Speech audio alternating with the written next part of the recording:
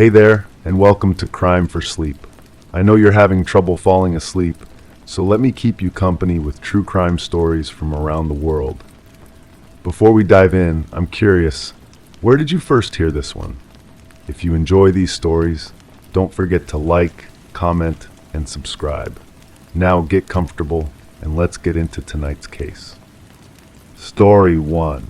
There was always a rhythm to the bells. They marked the hour with a kind of unyielding certainty. For years, in the quiet moments just before dawn, the chimes would ring out, 5 distinct notes echoing into the crisp morning air. It was a small comfort, a promise of constancy in an ever-changing world. But last Monday, the 5th bell faltered, its sound barely a whisper. By Thursday, it had stopped altogether. The silence felt heavier than it should have, as though the air itself was waiting for something to happen. This morning the air is still, thick with an expectation I can't quite place. I stand at my kitchen window, coffee growing cold in my hands, watching the tower across the courtyard. The morning light catches the weathered stone in a way that makes the shadows seem deeper than usual.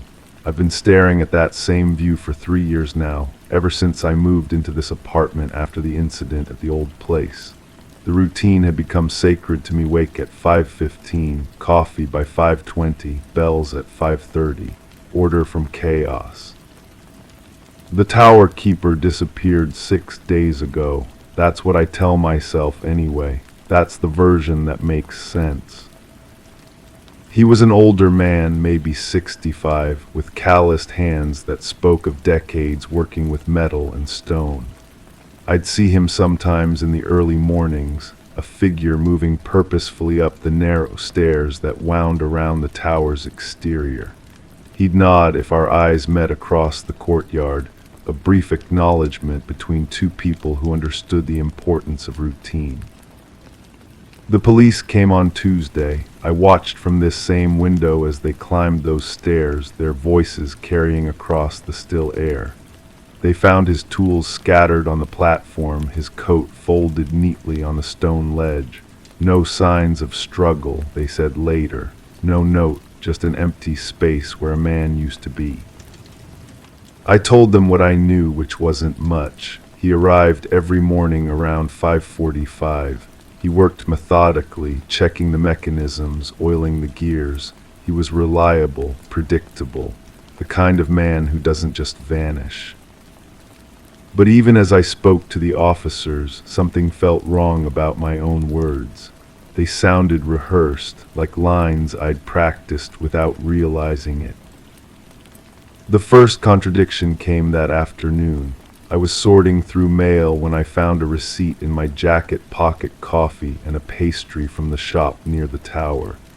The date stamp showed Tuesday morning, but I remembered being home Tuesday morning, watching the police. I must have gone out later and forgotten. Memory plays tricks when you're stressed. Then there was the matter of the key. I found it Wednesday evening, tucked behind the sugar bowl on my kitchen counter. Brass, worn smooth by countless hands, with the kind of weight that speaks of serious locks. I stared at it for a long time, trying to remember where it might have come from. Had I always had it? The metal felt familiar against my palm, like something I'd held many times before.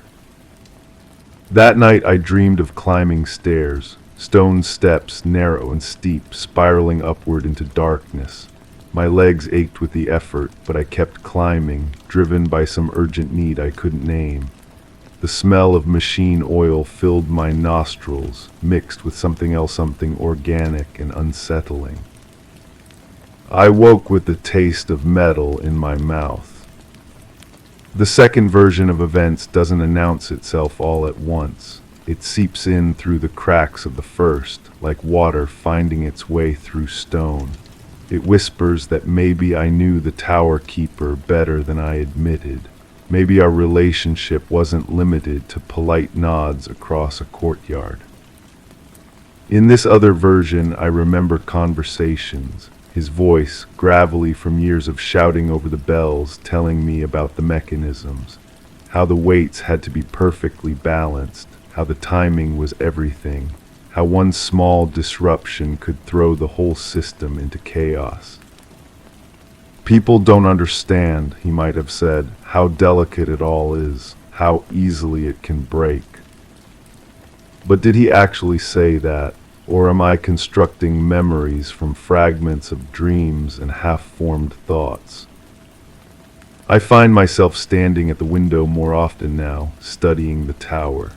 The morning light reveals details I never noticed before: scorch marks on the stone, patches where the mortar has been recently repaired.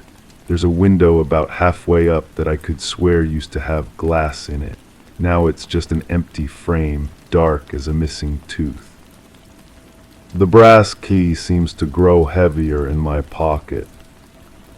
Yesterday I walked to the tower. I told myself I was just curious, that I wanted to see if the police had missed anything. The door at the base was locked, wrapped in yellow tape that fluttered in the breeze like prayer flags. But as I stood there, my hand moved to my pocket without conscious thought, fingers closing around the key. It would fit, I knew it would fit, though I couldn't explain how I knew. I didn't try it. Instead, I walked away, my heart hammering against my ribs. But the knowledge stayed with me, solid and certain as the weight of brass in my palm. The smell hit me when I got home, machine oil and something else, something I still can't name. It clung to my clothes, my hair, my skin. I showered twice, but it lingered like a memory made manifest. That night brought more dreams, not climbing this time, but standing on the platform at the top of the tower. The bells hung silent around me, massive shapes in the darkness.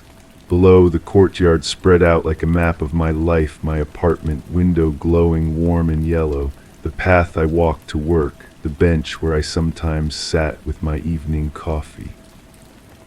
In the dream, I wasn't alone. The tower keeper stood beside me, but his face kept shifting, becoming unclear whenever I tried to focus on it. We were discussing something important, our voices urgent but muffled, as if we were speaking underwater. He was showing me something, a mechanism, maybe, or a problem that needed solving. "It has to look right," one of us said. "People have to believe." I woke with my hands cramped, as if I'd been gripping something tightly for hours. The two versions of events are bleeding into each other now, creating a narrative I can't quite trust. In one, I'm a concerned neighbor who witnessed a tragedy from a distance.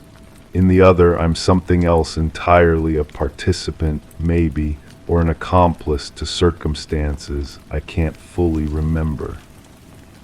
The key is definitely mine. I know this now, though I can't say how I acquired it. When I hold it up to the light, I can see tiny scratches on the metal where patterns that speak of frequent use. My fingers know its shape, the way the teeth catch against my thumb, the slight bend in the shaft that makes it unique. I've started waking up tired, as if I've been walking in my sleep. My shoes are dusty in the mornings, with grit between the treads that looks like it came from stone steps.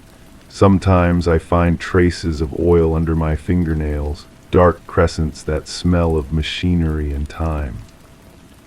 The police haven't been back. The case, I assume, has gone cold. A man vanished, leaving behind only questions and a broken bell. These things happen. People disappear. Life goes on. But the silence from the tower grows heavier each day. This morning I made a decision. I'm going to use the key. I need to know what's behind that door, what truth is waiting in the darkness of those stone steps. Maybe I'll find answers. Maybe I'll find the tower keeper, alive and well, with a perfectly reasonable explanation for everything. Or maybe I'll find something else entirely. As I write this, the key sits on my kitchen table, catching the afternoon light. In a few hours, when darkness falls and the courtyard empties, I'll walk across that familiar space and put brass to lock. I'll climb those stairs I've dreamed about, breathe that oil-scented air, stand among the silent bells. What I'll discover there I can't say. Whether I'll find resolution or only deeper mystery, whether I'll emerge with answers or become another question mark in someone else's story, these things remain to be seen. The only certainty is the weight of the key in my hand and the knowledge that some doors once opened can never be closed again. The bells remain silent, the air remains thick with waiting. And somewhere between what I remember and what I've forgotten, the truth continues to shift like shadows on stone, always just beyond the reach of understanding. Equals. Story 2. The clock ticked, but the second hand hesitated, caught in time's hold. My fingers traced the grooves on the table, worn from years of routine, yet today they felt unfamiliar, as if carved anew overnight. The ritual of opening the blinds welcomed an unsettling light, diffused and gentle, yet holding a weight that pressed down on the room. The floorboards under my feet creaked in a sequence I didn't recognize, like a melody played backward. When I reached for my coat, the hooks were empty. The coats had slipped away into silence. I remember telling myself it was nothing more than morning disorientation, the kind that comes after too little sleep, when the familiar world takes on strange edges. My partner had left early for work, as usual. I could still smell the lingering scent of coffee and that particular soap we kept by the kitchen sink. Everything appeared normal, orderly even. The newspaper lay folded where it always did. The keys sat in their designated bowl.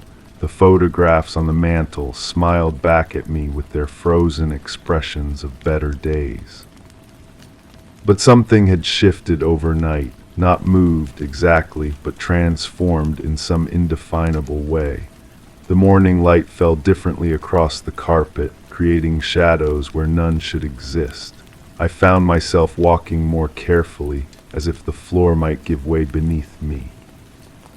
The logical explanation came easily enough. We'd had an argument the night before. Nothing serious, just one of those conversations that spiral into something larger than intended. Money, responsibilities, the weight of routine pressing down on both of us. My partner had gone to bed angry, and I'd stayed up too late, nursing a drink and staring out the window at the empty street. I must have dozed off in the chair, waking stiff and confused when dawn crept through the glass. That would explain the disorientation, the sense of displacement. Sleep deprivation plays tricks on perception, makes the familiar seem foreign. I'd read about it somewhere, how the brain processes information differently when deprived of proper rest. The missing coats were probably in the laundry, or perhaps my partner had moved them while gathering things for work. Simple explanations for simple mysteries. I went through the motions of my morning routine, hoping familiarity would restore order. Shower, breakfast, the ritual of preparing for another day. But the wrongness persisted, clinging to every surface like humidity. The water pressure felt different. The toast burned despite the timer being set correctly. Even my reflection in the bathroom mirror seemed somehow altered, though I couldn't pinpoint exactly how. The first real contradiction came when I opened the newspaper. The date was wrong, not drastically wrong, just off by a day, as if time had skipped forward without my participation. I checked my phone, then the computer, then the clock on the microwave. All showed the same impossible progression. I'd lost a day somewhere between falling asleep in the chair and waking in my own bed with no memory of the transition. But that couldn't be right. I distinctly remembered the argument, the drink, the long hours of staring into darkness. Those memories felt solid, grounded in sensory detail. The taste of whiskey, the texture of the chair's worn fabric, the sound of a car passing in the early hours. How could an entire day simply vanish? I called in sick to work, claiming a stomach bug. The lie came easily, perhaps too easily. My supervisor's voice sounded strange through the phone, distant and tinny, as if she were speaking from very far away. She mentioned something about my absence the previous day, but her words seemed to dissolve before I could grasp their meaning. The house felt larger that morning, rooms stretching beyond their normal dimensions. I found myself counting steps between familiar landmarks, discovering distances that defied memory. The hallway to the bedroom took 12 steps instead of the usual 8. The kitchen seemed to have gained an extra cabinet, one I couldn't recall ever opening. In the bedroom, I discovered something that stopped me cold. The sheets on my partner's side of the bed were pristine, undisturbed, not just made but untouched, as if no one had slept there in days. Yet I could swear I remembered the sound of breathing beside me, the familiar rhythm of shared sleep. The pillow still held a faint indentation, but when I pressed my hand against it, the foam sprang back instantly, erasing any evidence of occupation. I tried calling my partner's office, but the receptionist claimed no one by that name worked there. I must have dialed wrong, I told myself, though the number was programmed into my phone. I tried again, got the same response. A third time, and the receptionist's voice took on an edge of annoyance, suggesting I had the wrong company entirely. The photographs on the mantel drew my attention with new urgency. I studied them carefully, searching for proof of the life I remembered. There we were at the beach, arms around each other, squinting into brilliant sunshine. There was the dinner party where we'd laughed until our sides ached. The vacation where we'd gotten lost and found that perfect little restaurant tucked away from the tourist crowds. But something was wrong with the images themselves. The colors seemed too vivid, the expressions too perfect. When I looked closely, I could see the faint grid lines of digital manipulation, the telltale signs of careful editing. Had these memories been constructed rather than captured?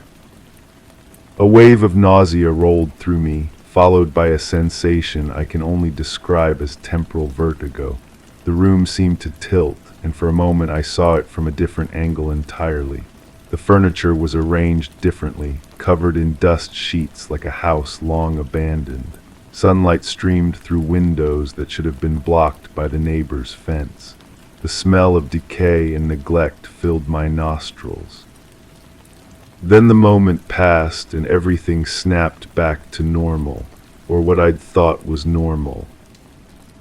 I began searching the house systematically, looking for evidence of the life I remembered. Clothing, toiletries, any trace of shared occupancy. The closet held only my things, though I could have sworn it was fuller just days before.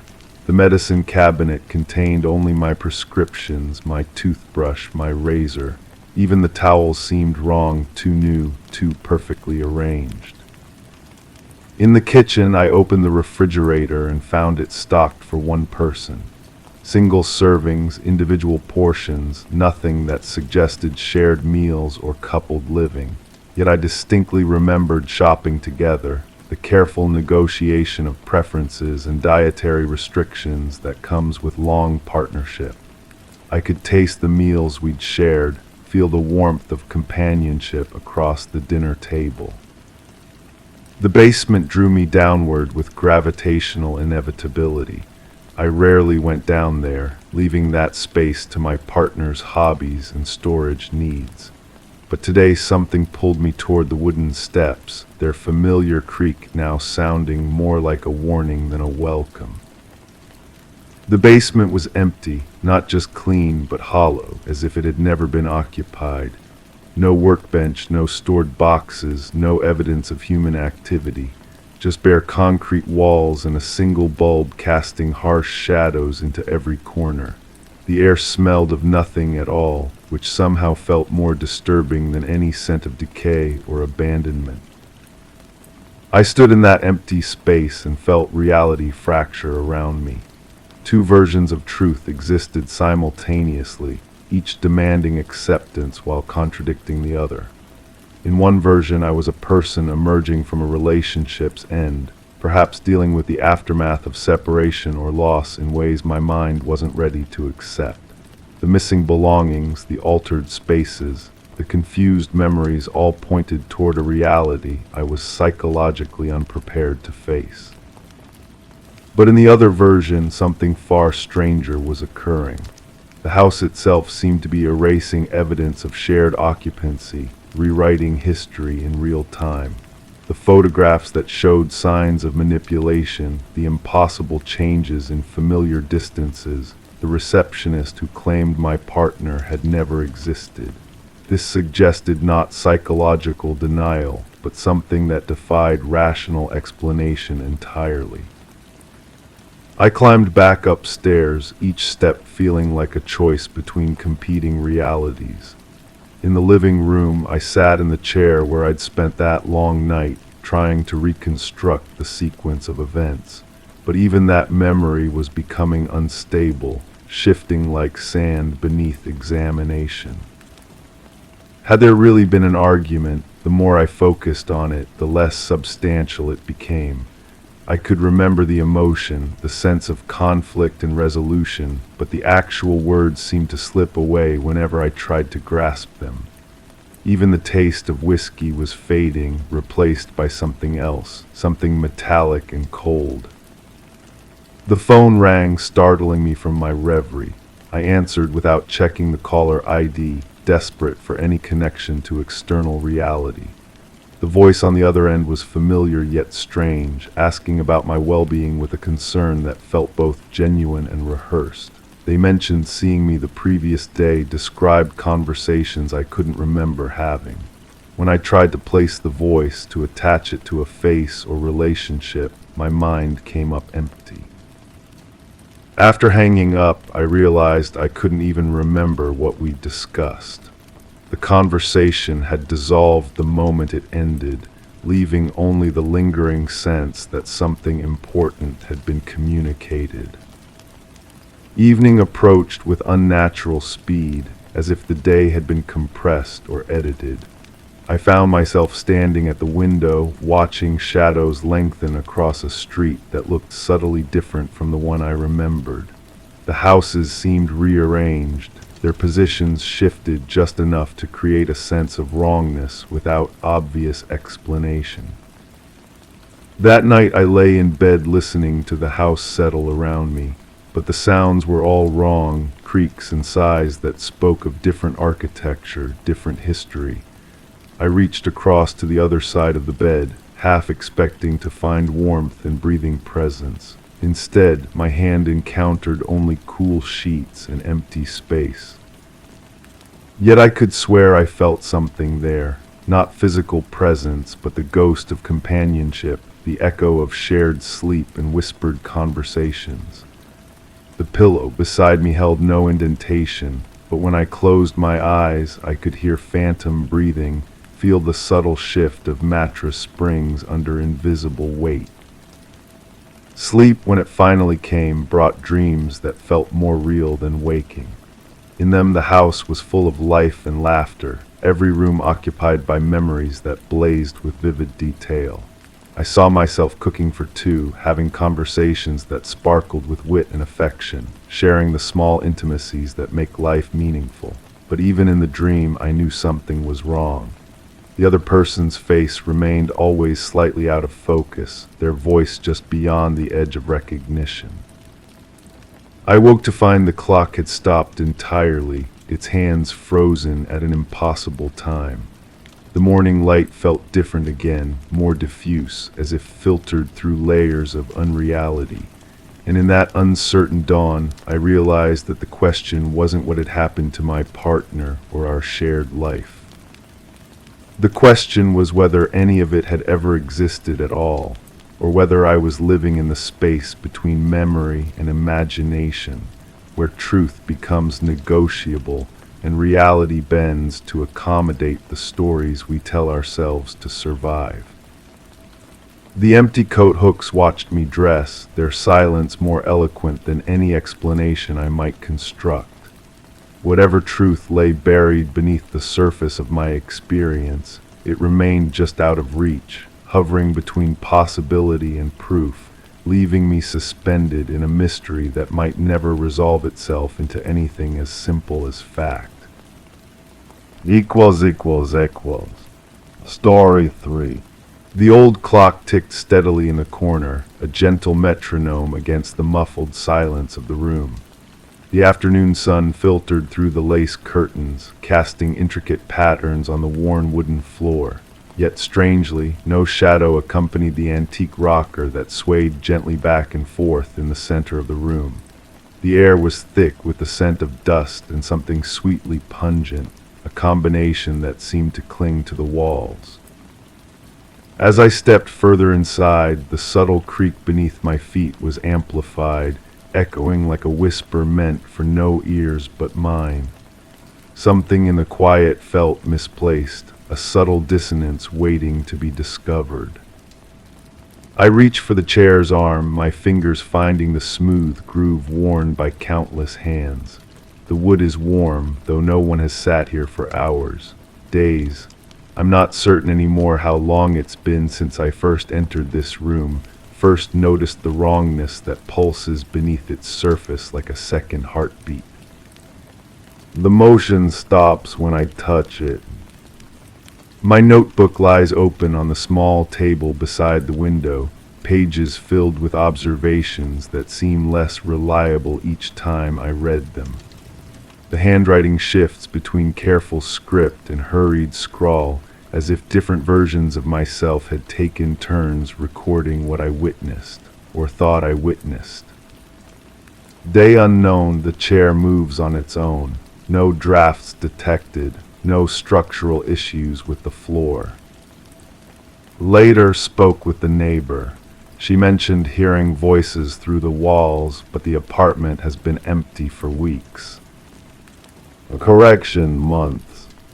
I flip backward through the pages, searching for the beginning. When did this start? The paper feels thin between my fingers, almost translucent, and some of the ink has begun to fade, my own words becoming ghosts. There's a photograph tucked between pages 37 and 38. I don't remember taking it, but there it is, this same room, this same chair, captured in black and white. The timestamp is smudged beyond recognition. In the photo, someone sits in the rocker, but their face is turned away, lost in shadow. The figure could be anyone, could be no one. I hold the photograph up to the light streaming through the curtains. The image shifts slightly, the way old pictures sometimes do, and for a moment I think I see the person's profile. A familiar curve of cheek, the suggestion of a smile. But when I lower the photo, when I look directly at it again, there's only shadow. The sweetly pungent smell grows stronger near the baseboards. I've followed it before, traced it to its source, but the memory feels borrowed from someone else's experience. Did I find something? Did I choose not to look? The detective said there was no evidence of foul play. I don't remember writing that line, but there it is in my notebook, squeezed between observations about the temperature fluctuations and the way the light moves across the floor in patterns that don't match the window's geometry. There was a detective, I'm almost certain of that, a woman with tired eyes who asked careful questions and took notes in a pad smaller than mine. She stood exactly where I'm standing now, looking at the same chair, breathing the same thick air. "You're sure you heard voices?" she had asked. Or maybe that was the neighbor asking me. The conversations blur together, voices layering over each other until I can't distinguish who said what, or when, or why it mattered. The chair begins to rock again. I watch it move, counting the rhythm against the clock's steady tick. 1, 2, 3, 4, 1, 2, 3, 4. The motion is too regular to be random, too purposeful to be explained by settling wood or shifting foundations. I've measured the floor with a level. I've checked for vibrations from passing traffic. I've done everything a reasonable person would do. But reasonable people don't spend hours watching empty chairs move in empty rooms. The notebook falls open to a page I don't recognize, though the handwriting is unmistakably mine. She said she'd be back by evening. The chair was already rocking when I arrived. Who said that? Who was supposed to return? I close my eyes and try to remember the first day, the first moment I stepped into this room. The memory feels like looking through water, distorted and shifting. I came here because someone asked me to, someone who needed help understanding what they'd seen, what they'd heard through the walls of their own apartment. Or did I come here on my own? The photograph slides from my fingers, drifting to the floor where it lands face down. I don't pick it up immediately.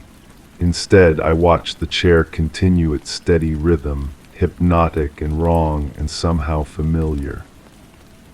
There's a pattern in the creaking floorboards beneath the rocker, a sequence of sounds that almost forms words if you listen long enough. If you let yourself believe that wood and nails and time can hold memories the way skin holds scars. I found her glasses in the kitchen drawer. Another line from my notebook, written in pencil rather than pen. The graphite has smudged, making the words look uncertain, provisional. But I remember the glasses now, or think I do. Wire-rimmed and delicate, folded carefully between the dish towels as if someone had placed them there intentionally. The detective had asked about the glasses. Did she usually keep them in the kitchen? I hadn't known how to answer. I didn't know her well enough to say what she usually did, where she usually put things. I only knew that the glasses were there, waiting to be found, and that they felt significant in a way I couldn't articulate.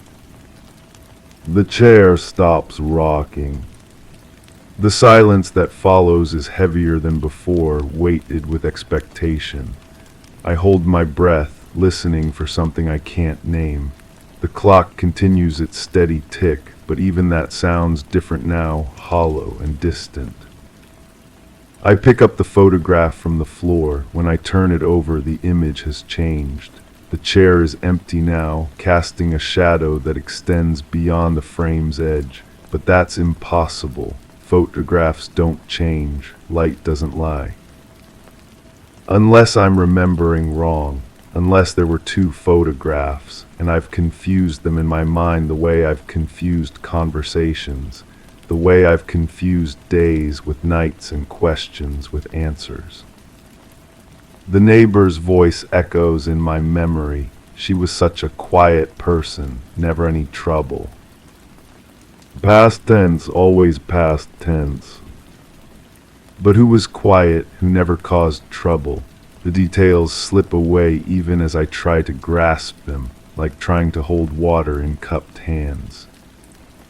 I turn to a fresh page in my notebook and write. Today the chair moved for exactly 17 minutes. The smell was strongest near the kitchen doorway. I found a second photograph. But as soon as I finish writing, I doubt the accuracy of my observations. Was it 17 minutes or 70? Was there a second photograph, or am I thinking of the same image seen at different times? The afternoon light shifts, casting new patterns on the floor. The intricate shadows from the lace curtains dance across the worn wood, and for a moment I see a shape that looks almost human. A figure kneeling beside the chair, reaching towards something I can't see. I blink and the shadow resolves into nothing more than the play of light through fabric. But the impression lingers.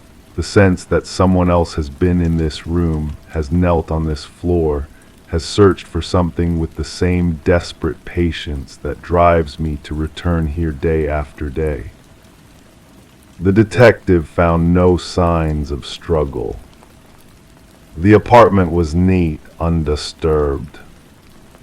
Personal effects suggested a planned departure. The facts accumulate in my notebook like sediment, layer upon layer of observations that should add up to understanding, but instead create only deeper confusion. Each answer generates new questions. Each certainty dissolves under closer examination. I close the notebook and sit in the chair. The worn wood accepts my weight with a familiar creak, and suddenly I'm rocking, caught in the same rhythm I've watched from across the room. 1, 2, 3, 4, 1, 2, 3, 4. The motion is soothing, hypnotic, and I understand why someone might choose to sit here, might find comfort in the gentle sway. The room looks different from this angle. The light falls differently. The shadows arrange themselves in new configurations, and I notice details I've missed before. A water stain on the ceiling shaped like a bird in flight, a loose floorboard near the window that lifts slightly when I rock forward. From here I can see into the kitchen. The drawer where I found the glasses stands slightly open, as if someone had been searching through its contents recently. Or as if I had been searching, though I don't remember opening it today. The memory of discovery feels both fresh and ancient, like a story I've told myself so many times that I can no longer distinguish the original event from its countless retellings. The chair continues to rock, carrying me forward and back through time, through possibility, through the spaces between what I know and what I suspect.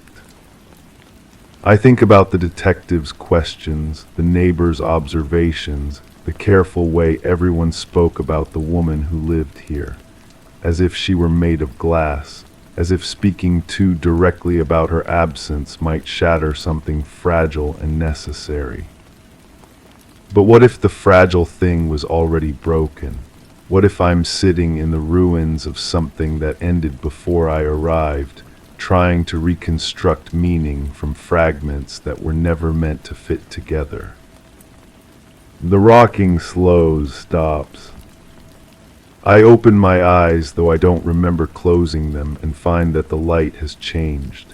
Evening approaches, painting the room in shades of amber and shadow. The clock still ticks in its corner, but the sound seems fainter now, as if it's running down. Or as if I'm moving away from it, drifting into some other space where time moves differently. The photograph lies on the floor beside the chair, and when I lean forward to retrieve it, I see that it shows the room exactly as it appears now. Empty chair, failing light, shadows that suggest presence without confirming it. I am not in the photograph. But someone took the picture. Someone stood where I'm sitting now and captured this moment, this exact configuration of light and shadow and possibility. I turn the photograph over, looking for a date, a signature, any clue to its origin. The back is blank except for a single word written in pencil, so faint I have to hold it close to the window to read it. Remember. The word could be a command or a plea, could be addressed to me or to someone else entirely, could be a note to the future or a message from the past. I write it in my notebook, adding it to the collection of fragments that constitute my understanding of this place, this mystery, this woman who may or may not have existed in the way I imagine her. But as I write, the word changes under my pen. Remember becomes asterisk forget, then return asterisk, then something illegible that could be anything at all. The ink seems to move on its own, reshaping itself according to rules I don't understand. I close the notebook quickly, as if I could trap the uncertainty between its pages, contain it somehow. The chair begins to rock again, though I'm no longer sitting in it. I'm standing by the window now, though I don't remember getting up. The movement transition feels lost, edited out of my experience like a scene cut from a film. One moment I was examining the photograph, the next I'm watching the empty chair resume its steady rhythm. The detective had stood here too, I think, had watched the chair move and tried to find rational explanations, had measured and tested and documented just as I've been doing. But some things resist measurement. Some truths exist in the spaces between facts, in the pauses between heartbeats, in the moment of suspension at the peak of each rock before gravity pulls the chair back toward earth. I press my palm against the window glass, feeling its coolness against my skin. Outside, the world continues its normal operations. Cars passing, people walking, life proceeding according to predictable patterns. Inside, the chair rocks in its impossible rhythm, keeping time with a clock that may or may not be running, in a room that holds secrets like breath held too long. The sweetly pungent smell intensifies as darkness approaches, and I follow it once more toward the kitchen, toward the drawer that holds wire-rimmed glasses and the memory of careful hands folding them between dish towels. But when I open the drawer, it's empty. The glasses are gone, or were never there, or exist only in the version of this story I've been telling myself to make sense of senselessness.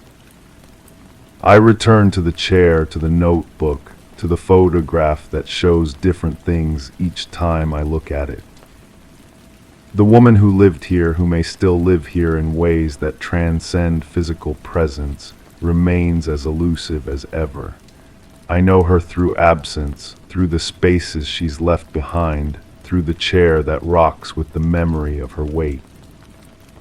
Or perhaps I know nothing at all. Perhaps I am the one who is absent, the one who exists only in the spaces between certainty and doubt, between memory and imagination, between the tick of a clock and the silence that follows. The chair slows, stops, waits. I sit down once more, letting the motion carry me forward into the gathering darkness, into the questions that have no answers, into the story that has no ending because it never truly began. The photograph falls from my lap, landing face up on the floor.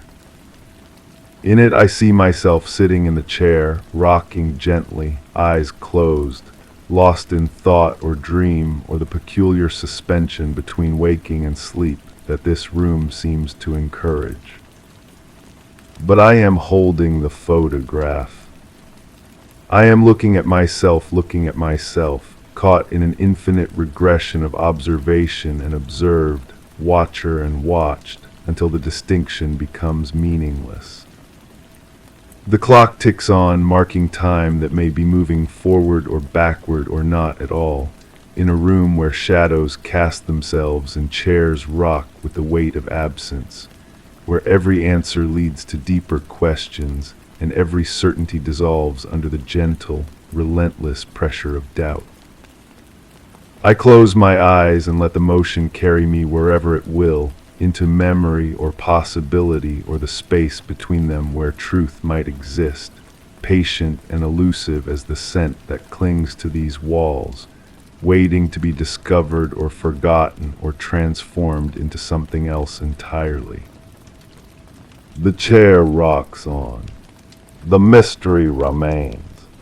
And I am both its witness and its subject, both the one who questions and the question itself, suspended in the amber light of an afternoon that may never end, in a room where time moves like honey and every shadow holds the possibility of revelation.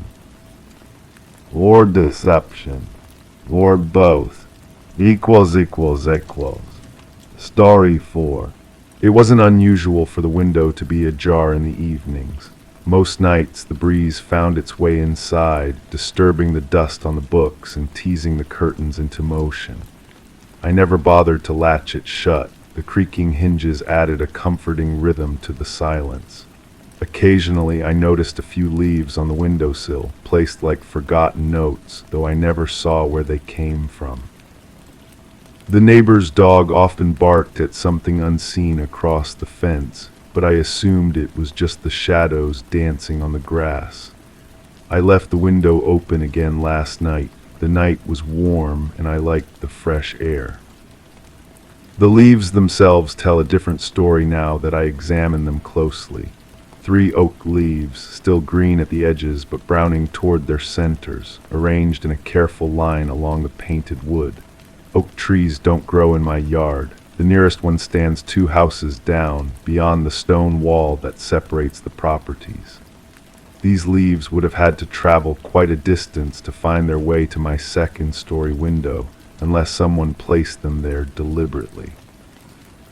Their stems point in the same direction, toward the corner where I keep my reading chair.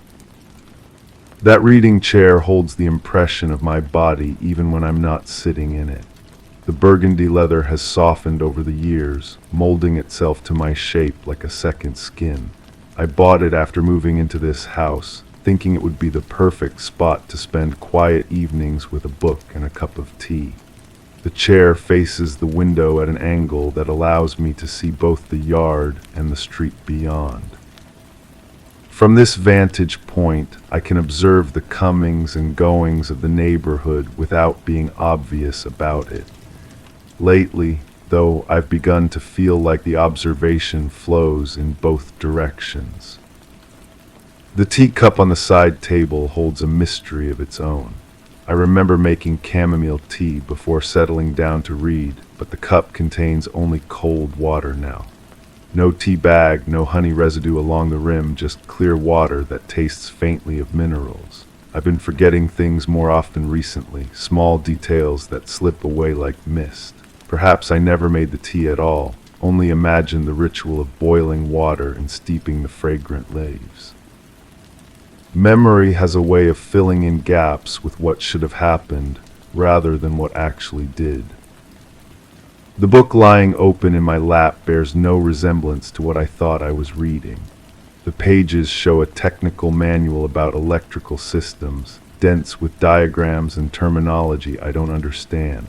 I could have sworn I was deep into a mystery novel about a woman who discovers her husband's secret life. The bookmark I always use, a thin strip of leather with a tassel, marks a page discussing circuit breakers and voltage regulators. My handwriting fills the margins, notes I don't remember making about power distribution and safety protocols. Those handwritten notes appear throughout the house now that I look for them. Scraps of paper tucked between couch cushions, stuck to the refrigerator with magnets folded inside drawers. My penmanship unmistakably, but the words seem foreign. Measurements of rooms, sketches of floor plans, lists of what appear to be daily routines. One note describes the exact time I turn off the lights each night. Another catalogs the contents of my medicine cabinet. Someone has been studying my life with scientific precision, and that someone appears to be me. The medicine cabinet itself has been reorganized. Bottles stand in perfect rows, labels facing forward, arranged by height rather than by frequency of use.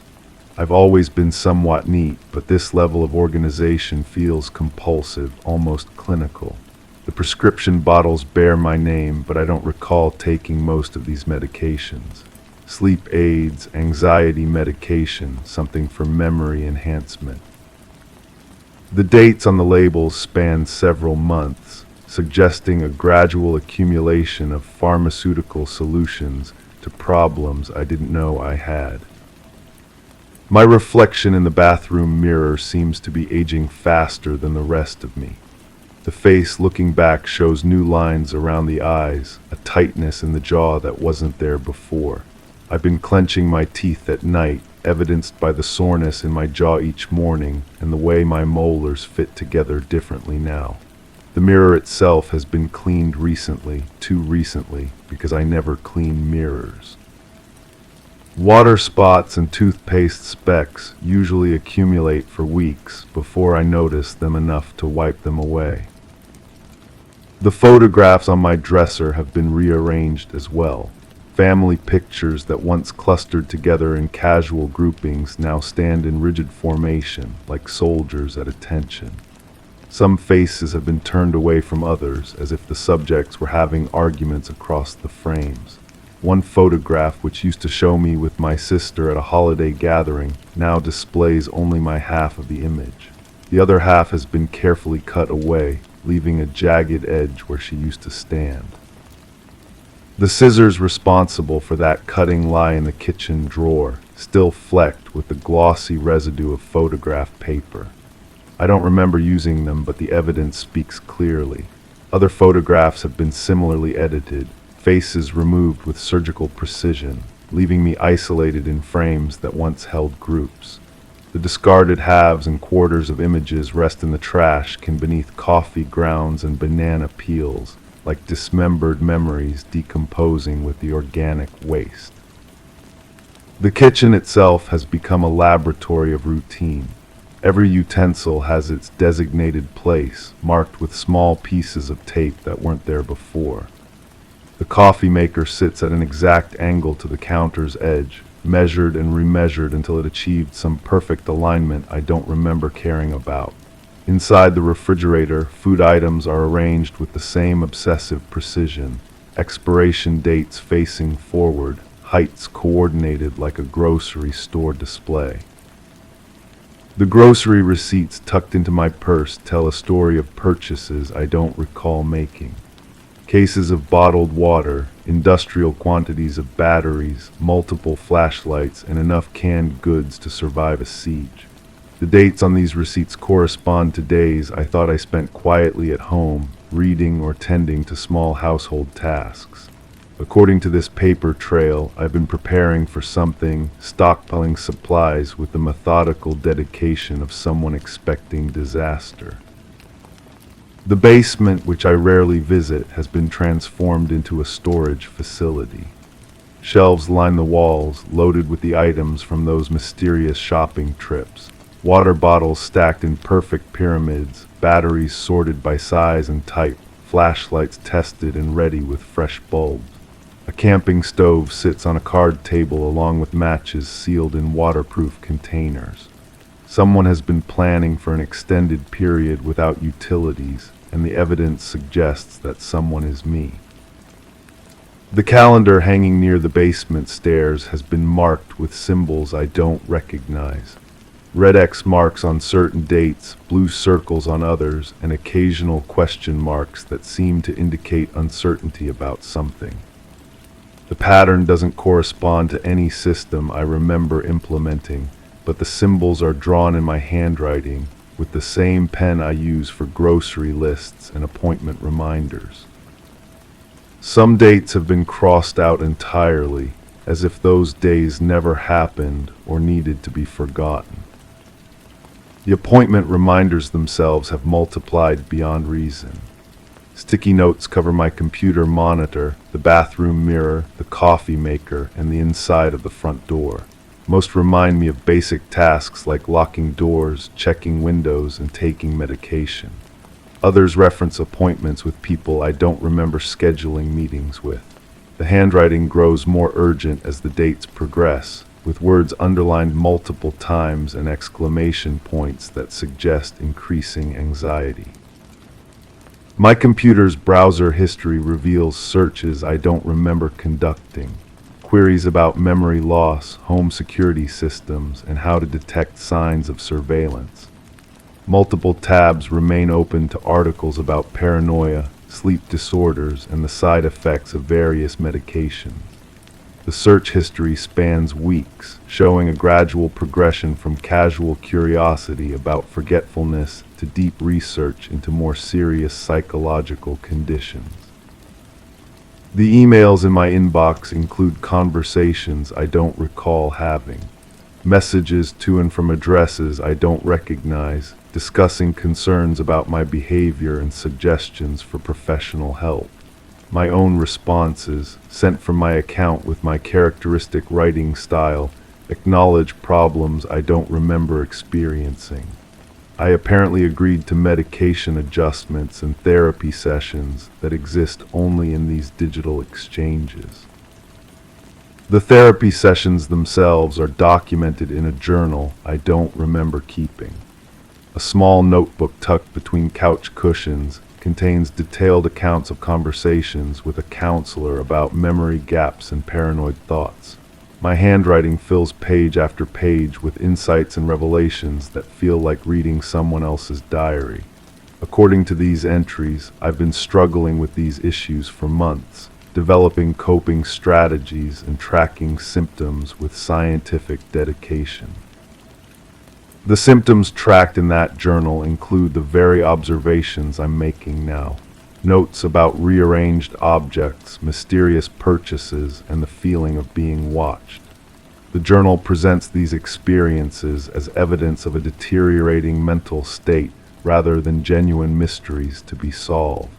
Each entry ends with reassurances from the therapist and promises to continue taking medication as prescribed. The medication bottles in my cabinet suddenly make more sense, though the sense they make is more troubling than the original mystery. The sleep aids explain the gaps in my memory, the anxiety medication accounts for the periods of artificial calm, and the memory enhancement drugs might be causing more confusion than clarity. According to the prescription dates, I've been taking these combinations for months, creating a chemical fog that could explain everything I've been experiencing. The fog itself seems to lift and thicken in waves, like weather patterns in my consciousness. Moments of clarity alternate with periods of confusion, and I can't tell which state represents reality. The evidence of my preparations and observations could be the product of a mind protecting itself from perceived threats, or it could be genuine intuition about real dangers. The medications might be helping me cope with paranoid delusions, or they might be suppressing legitimate concerns about my safety. The safety concerns documented throughout the house focus consistently on the open window. Notes remind me to check the latch, to observe the leaves on the sill, and to pay attention to patterns in the neighbor's dog's barking. If these concerns are delusional, then I've been protecting myself from imaginary threats with elaborate rituals and preparations. If they're valid, then someone has been using my mental health struggles to discredit my observations and make me doubt my own perceptions. The window stands open again tonight, curtains moving in the breeze like beckoning fingers. The leaves on the sill have been joined by a fourth, this one from a maple tree that doesn't grow anywhere in the neighborhood. Its edges are perfectly preserved, as if it were picked recently and placed with care among the others. The neighbor's dog has been silent for hours, an absence of sound that feels more ominous than its usual barking. From my reading chair, I can see the street lamp illuminating the sidewalk below. A figure stands just beyond the circle of light, too distant and shadowed to identify, but clearly watching my window. The figure doesn't move, doesn't shift position, or show any sign of impatience. It simply maintains its vigil, as still as a statue and just as purposeful. I should feel afraid, but the medication creates a buffer between my emotions and my circumstances, making everything feel like it's happening to someone else. The someone else might be the person who wrote all those notes, made all those preparations, and conducted all that research. That version of myself recognized a threat and took steps to address it, even if those steps seem excessive or irrational now. The current version of myself, medicated and calm, can observe these preparations with detachment, like an anthropologist studying the artifacts of a vanished civilization. The civilization that vanished might be my own sanity, or it might be my naivety. The evidence points in both directions with equal conviction, creating a perfect balance of possibilities that makes any conclusion impossible. I could be a sick woman whose mind has created elaborate fantasies to explain ordinary experiences, or I could be a threatened woman whose legitimate concerns have been pathologized and medicated into submission. The submission feels complete as I sit in my chair, watching the figure outside and feeling nothing more than mild curiosity. The leaves on the windowsill catch the breeze and rustle like whispered secrets, but I can't bring myself to care what they're trying to tell me. The medication has created a perfect equilibrium between awareness and apathy, allowing me to see everything while feeling nothing about what I observe. The observation continues as the figure finally moves, stepping forward into the light just enough to reveal a familiar silhouette before retreating back into the shadows. I recognize the shape but can't place it, like trying to remember a word that hovers just beyond recall.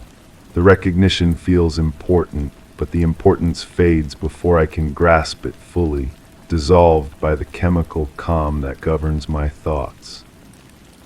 The window remains open, the leaves continue their silent testimony, and the figure maintains its patient watch. Everything continues as it has been continuing, locked in a pattern that might be protection or might be imprisonment.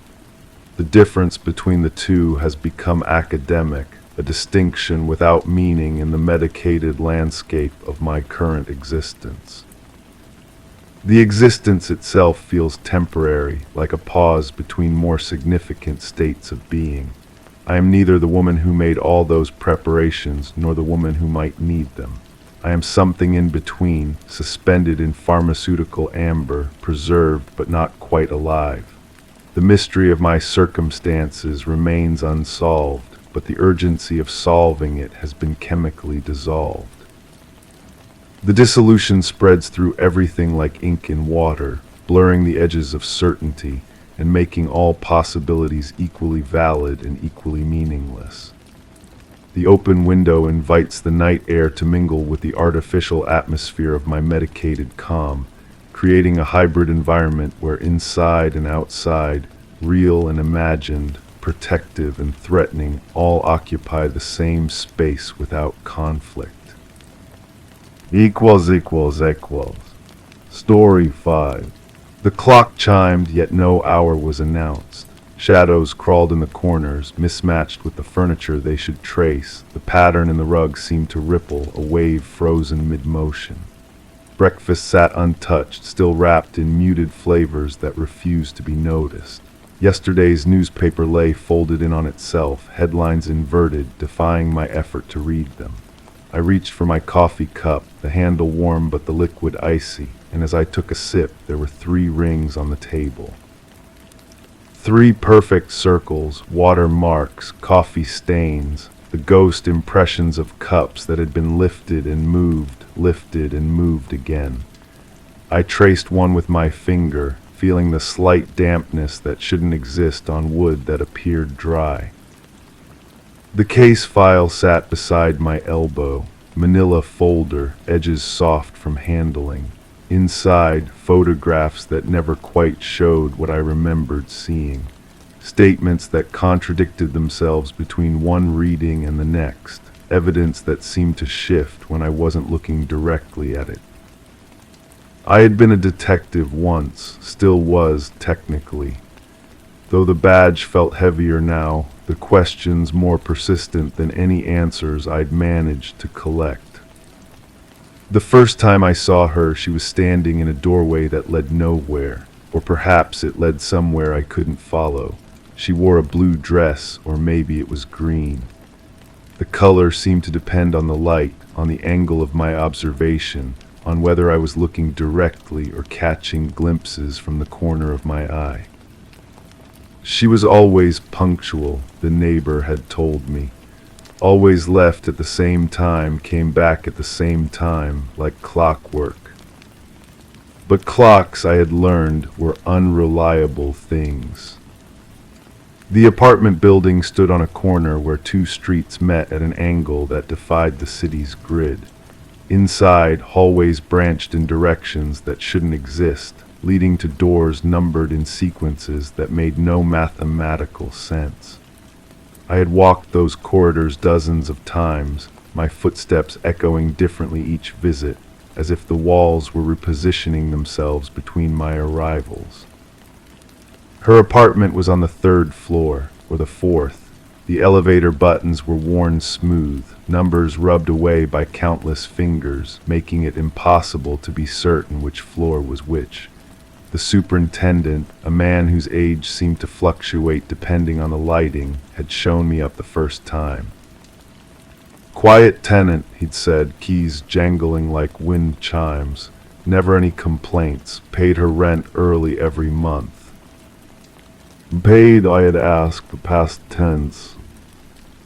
He paused, key halfway to the lock. "Well, she's missing, isn't she? That's why you're here." But I couldn't remember who had called me, couldn't recall the initial report, the concerned friend or family member who had noticed her absence. My notes, when I consulted them, were written in handwriting that looked like mine but felt foreign. The words seemed to rearrange themselves when I wasn't paying attention. Inside her apartment, everything was perfectly ordinary. Bed made with hospital corners, dishes washed and put away, books arranged by height rather than author or subject. The only unusual thing was the absence of dust. Even in the corners, on the highest shelves, everything was immaculate, as if she had just finished cleaning moments before vanishing. Or as if time had stopped. I found myself returning to that apartment more often than the case required. Sometimes I would sit in her chair, a worn leather recliner positioned to face the window. From there I could see the intersection below, watch the traffic lights cycle through their colors in patterns that seemed almost musical. Red, yellow, green, red, yellow, green. But occasionally the sequence would stutter, skip a beat, and I would wonder if I had blinked at the wrong moment. The building's other tenants were helpful in the way that people are when they want to appear cooperative but have nothing useful to contribute. They remembered her in fragments, a woman who nodded politely in the hallway, someone who received few visitors, a tenant who played music softly in the evenings, though no two people could agree on what kind of music it had been. "Classical," said the woman from across the hall. "Definitely classical, string quartets, I think." "Jazz," insisted the man from downstairs. "Late night jazz, saxophone mostly." "I never heard any music," said the couple from next door. She was quiet as a mouse. I made notes of these contradictions, but the words seemed to blur when I tried to read them later. My handwriting became increasingly difficult to decipher, as if my pen was running out of ink even when I had just changed the cartridge. The investigation expanded in directions that felt both necessary and futile. I interviewed her coworkers at the insurance office where she had processed claims for water damage. They described her as competent, reliable, unremarkable. She arrived on time, completed her work efficiently, ate lunch alone at her desk while reading paperback novels. "What kind of novels?" I asked. "Mysteries," said her supervisor. "Always mysteries." She went through 2 or 3 a week. But when I searched her apartment again, I found no books except the ones on her shelves, arranged by height, spines facing inward so the titles were hidden. When I pulled them out to examine them, they were all blank, empty pages bound in covers that bore no text, no author names, no publisher marks. I began to dream about the case. In my dreams, I was walking through her apartment, but the rooms were larger, the ceilings higher, the walls farther apart. The furniture was the same, but positioned differently, as if someone had been rearranging things while I slept. In these dreams, I could hear her voice, but never clearly enough to make out words. She was calling from another room, around a corner I couldn't quite reach. When I woke, I would find notes beside my bed, written in my handwriting but containing information I didn't remember discovering. Phone numbers that led to disconnected lines, addresses that didn't exist, names of people who, when I tried to contact them, had never heard of the missing woman. The case file grew thicker, but the mystery only deepened. photographs that showed empty rooms where I remembered seeing furniture, witness statements that contradicted not only each other but themselves, changing between readings like text written in disappearing ink. I started carrying a tape recorder, thinking that perhaps my memory was unreliable, that I was mishearing or misremembering the interviews. But when I played back the recordings, I heard only static punctuated by long stretches of silence. Occasionally, there would be the sound of breathing, but I couldn't tell if it was mine or someone else's. The breakthrough when it came was subtle. I was sitting in my kitchen, staring at the 3 rings on the table, when I noticed that my coffee cup was sitting precisely in the center of one of them. The fit was perfect, as if the ring had been made by that exact cup. But I had been drinking from a different mug, a blue ceramic one I'd had for years. The cup creating the ring was white porcelain, thin-walled and delicate, the kind that would shatter if dropped. I didn't remember owning such a cup. I lifted it carefully, expecting it to be empty, but it was full of coffee that was still warm. The liquid was darker than what I usually drank, more bitter, with an aftertaste that lingered on my tongue long after I had swallowed. The second ring was slightly larger, made by a cup that wasn't there. The third was smaller, more recent, the wood still damp to the touch. I sat very still, listening to the silence of my kitchen, and realized that I was not alone. She was sitting across from me in the chair I had thought was empty. The woman from the case, the missing person who had never been found. She was exactly as I remembered her from the photographs, except that in the photographs she had never been smiling. Now she was, a small, sad smile that seemed to acknowledge something I couldn't quite grasp. "You've been looking for me," she said, and her voice was exactly as it had sounded in my dreams, clear but distant, like someone speaking from the bottom of a well. "You're missing," I said, though even as I spoke the words, they felt wrong. "Am I," she asked, "or are you?" I looked down at my hands, expecting to see the familiar scars and calluses of my fingers, but they were smooth, unmarked, as if they belonged to someone else. When I looked up again, she was gone, but the white porcelain cup remained, sitting in its perfect ring on my table. I reached for my case file, but the folder was empty. The photographs, the witness statements, the notes written in my increasingly illegible handwriting, all gone. Even the blank pages were missing, leaving only the manila folder with my name written on the tab in letters that seemed to fade as I watched. The newspaper on my table was still folded incorrectly, headlines inverted and unreadable, but now I could see that it wasn't yesterday's paper at all. The date when I finally managed to decipher it was from 3 months ago, the day I had first been assigned to the case. The day I had first walked into that impossible apartment building and climbed to a floor that might have been the 3rd or might have been the 4th. I stood up, my chair scraping against the floor with a sound like fingernails on glass. The shadows in the corners of my kitchen were wrong, too dark for the time of day, too angular for the furniture that should be casting them. The pattern in the rug beneath my feet rippled like water, and I realized that I had never owned a rug, had always preferred bare hardwood floors. The clock on my wall chimed again, but when I looked at it, the hands were moving backward, unwinding the minutes and hours, taking me back to a time before I had started looking for someone who might never have existed, or who might have been looking for me. I walked to my front door and tried the handle.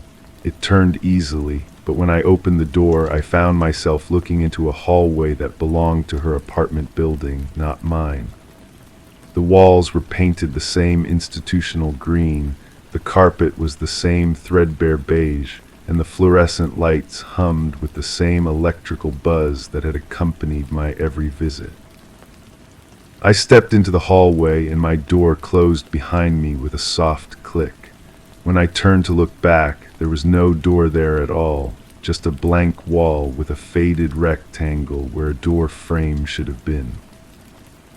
The elevator at the end of the hall was waiting, doors open, interior lit by the same flickering fluorescent bulb I remembered. I walked toward it, my footsteps echoing in the empty corridor, and pressed the button for the 3rd floor, or maybe it was the 4th. The numbers were still worn away, leaving only smooth, featureless buttons that could have led anywhere. When the doors opened, I was standing in front of her apartment. The door was ajar, just as it had been the first time I'd seen it, and I could hear the soft sound of music coming from inside. Classical or jazz, or perhaps no music at all, just the sound of silence taking on the shape of melody. I pushed the door open and stepped inside.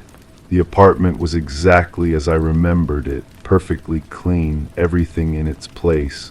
But now I could see that it was my furniture, my books arranged by height with their spines turned inward, my life organized according to rules I had never consciously made.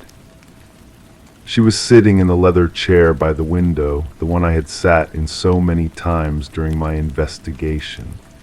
She was reading a book, though the pages appeared blank from where I stood. When she looked up at me, her smile was no longer sad. "I've been waiting," she said. "For what?" I asked, though I was beginning to understand.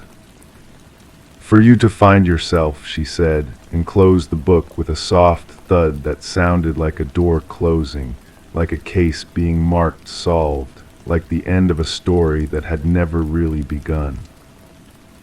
I sat down across from her in the chair that had always been mine and looked out the window at the intersection below.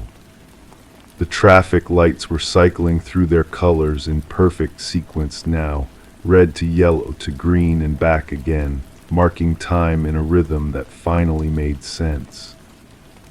We sat together in the silence that was not quite silence, in the apartment that was mine and hers and neither of ours, while somewhere in the distance, a clock chimed the hour that would never be announced. Equals. The story's sick. It wasn't unusual to wake up to find the window slightly open. The draft carried in faint whispers from the outside, leaving a chill that never seemed to settle. I noticed the curtains swayed ever so slightly, like they had been disturbed in the night. The newspaper on the table looked untouched, as if no fingers had traced its inked headlines. The footprints in the hallway appeared smudged, but that could have happened any time. I made coffee, pouring it into 2 cups even though I only needed 1. When I looked at the window again, I decided not to close it fully. Leaving it ajar seemed easier. The coffee maker held residual warmth from the previous evening. I remembered filling it before bed, setting the timer for morning, but the digital display showed no programmed time. The machine sat silent and cold until I pressed the power button myself. Steam rose from the carafe in thin, ghostly ribbons that reminded me of breath on glass. The second cup sat on the counter, ceramic handle turned toward an invisible hand. I had reached for it automatically, muscle memory guiding my movements before conscious thought could intervene. The coffee tasted bitter, as if the beans had been ground too fine or left exposed to air too long. The hallway stretched longer than I remembered measuring when we first moved in. Hardwood planks creaked under my bare feet, each board singing a different note in a discordant symphony. The impressions in the dust weren't quite footprints, more like shadows where feet might have been. They led from the front door toward the kitchen, then back again, but the pattern seemed wrong somehow. Too many steps for one person, not quite enough for 2. I knelt to examine them closer, but the morning light from the window cast my own shadow over the marks, obscuring whatever story they might have told. The front door lock showed no signs of tampering. I checked it 3 times, running my fingers along the brass deadbolt, testing the chain latch that hung loose against the frame. The key turned smoothly in both directions, clicking into place with mechanical precision. Yet something about the door felt different, as if it had been opened and closed with unfamiliar hands. The rubber, whether stripping along the bottom edge, appeared compressed, flattened in a way that suggested recent pressure. I pressed my palm against the wood, feeling for vibrations, for any evidence of disturbance, but found only the solid, unforgiving surface of painted oak. My reflection in the bathroom mirror looked tired, older than I felt inside my skin. Dark circles ringed my eyes like bruises, though I couldn't recall any restless dreams or midnight wandering. The medicine cabinet stood slightly ajar, revealing bottles of pills arranged in neat rows. I didn't remember opening it, but then again, I didn't remember closing it either. The toothbrush holder contained 2 brushes, both showing signs of recent use. Damp bristles, the faint scent of mint lingering in the air. I picked up the unfamiliar one, examining the worn plastic handle, the way the bristles had been shaped by someone else's teeth and gums. The bedroom felt smaller in daylight, walls pressing inward like a held breath. Both sides of the bed showed impressions in the mattress, though only one pillow bore the indent of a sleeping head. The sheets on the far side remained tucked in smooth, hospital corners still sharp and precise, yet the blanket had been pulled across both halves as if covering 2 forms instead of one. I smoothed the fabric with my palm, feeling for warmth, for any lingering trace of another presence. The material felt cool and undisturbed, but something in its arrangement suggested careful replacement, a deliberate attempt to erase evidence of occupancy. The closet door stood open exactly 3 inches, revealing a slice of hanging clothes in the darkness beyond. I always closed it completely before sleep, a habit formed in childhood when monsters lived in such spaces. The gap felt intentional, calculated, as if someone had measured the precise distance needed to peer out without being seen.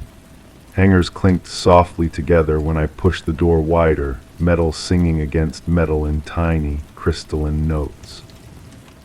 The clothes hung in perfect order, shirts grouped by color, pants by length, but something about their arrangement felt foreign, as if invisible hands had reorganized them according to a different system.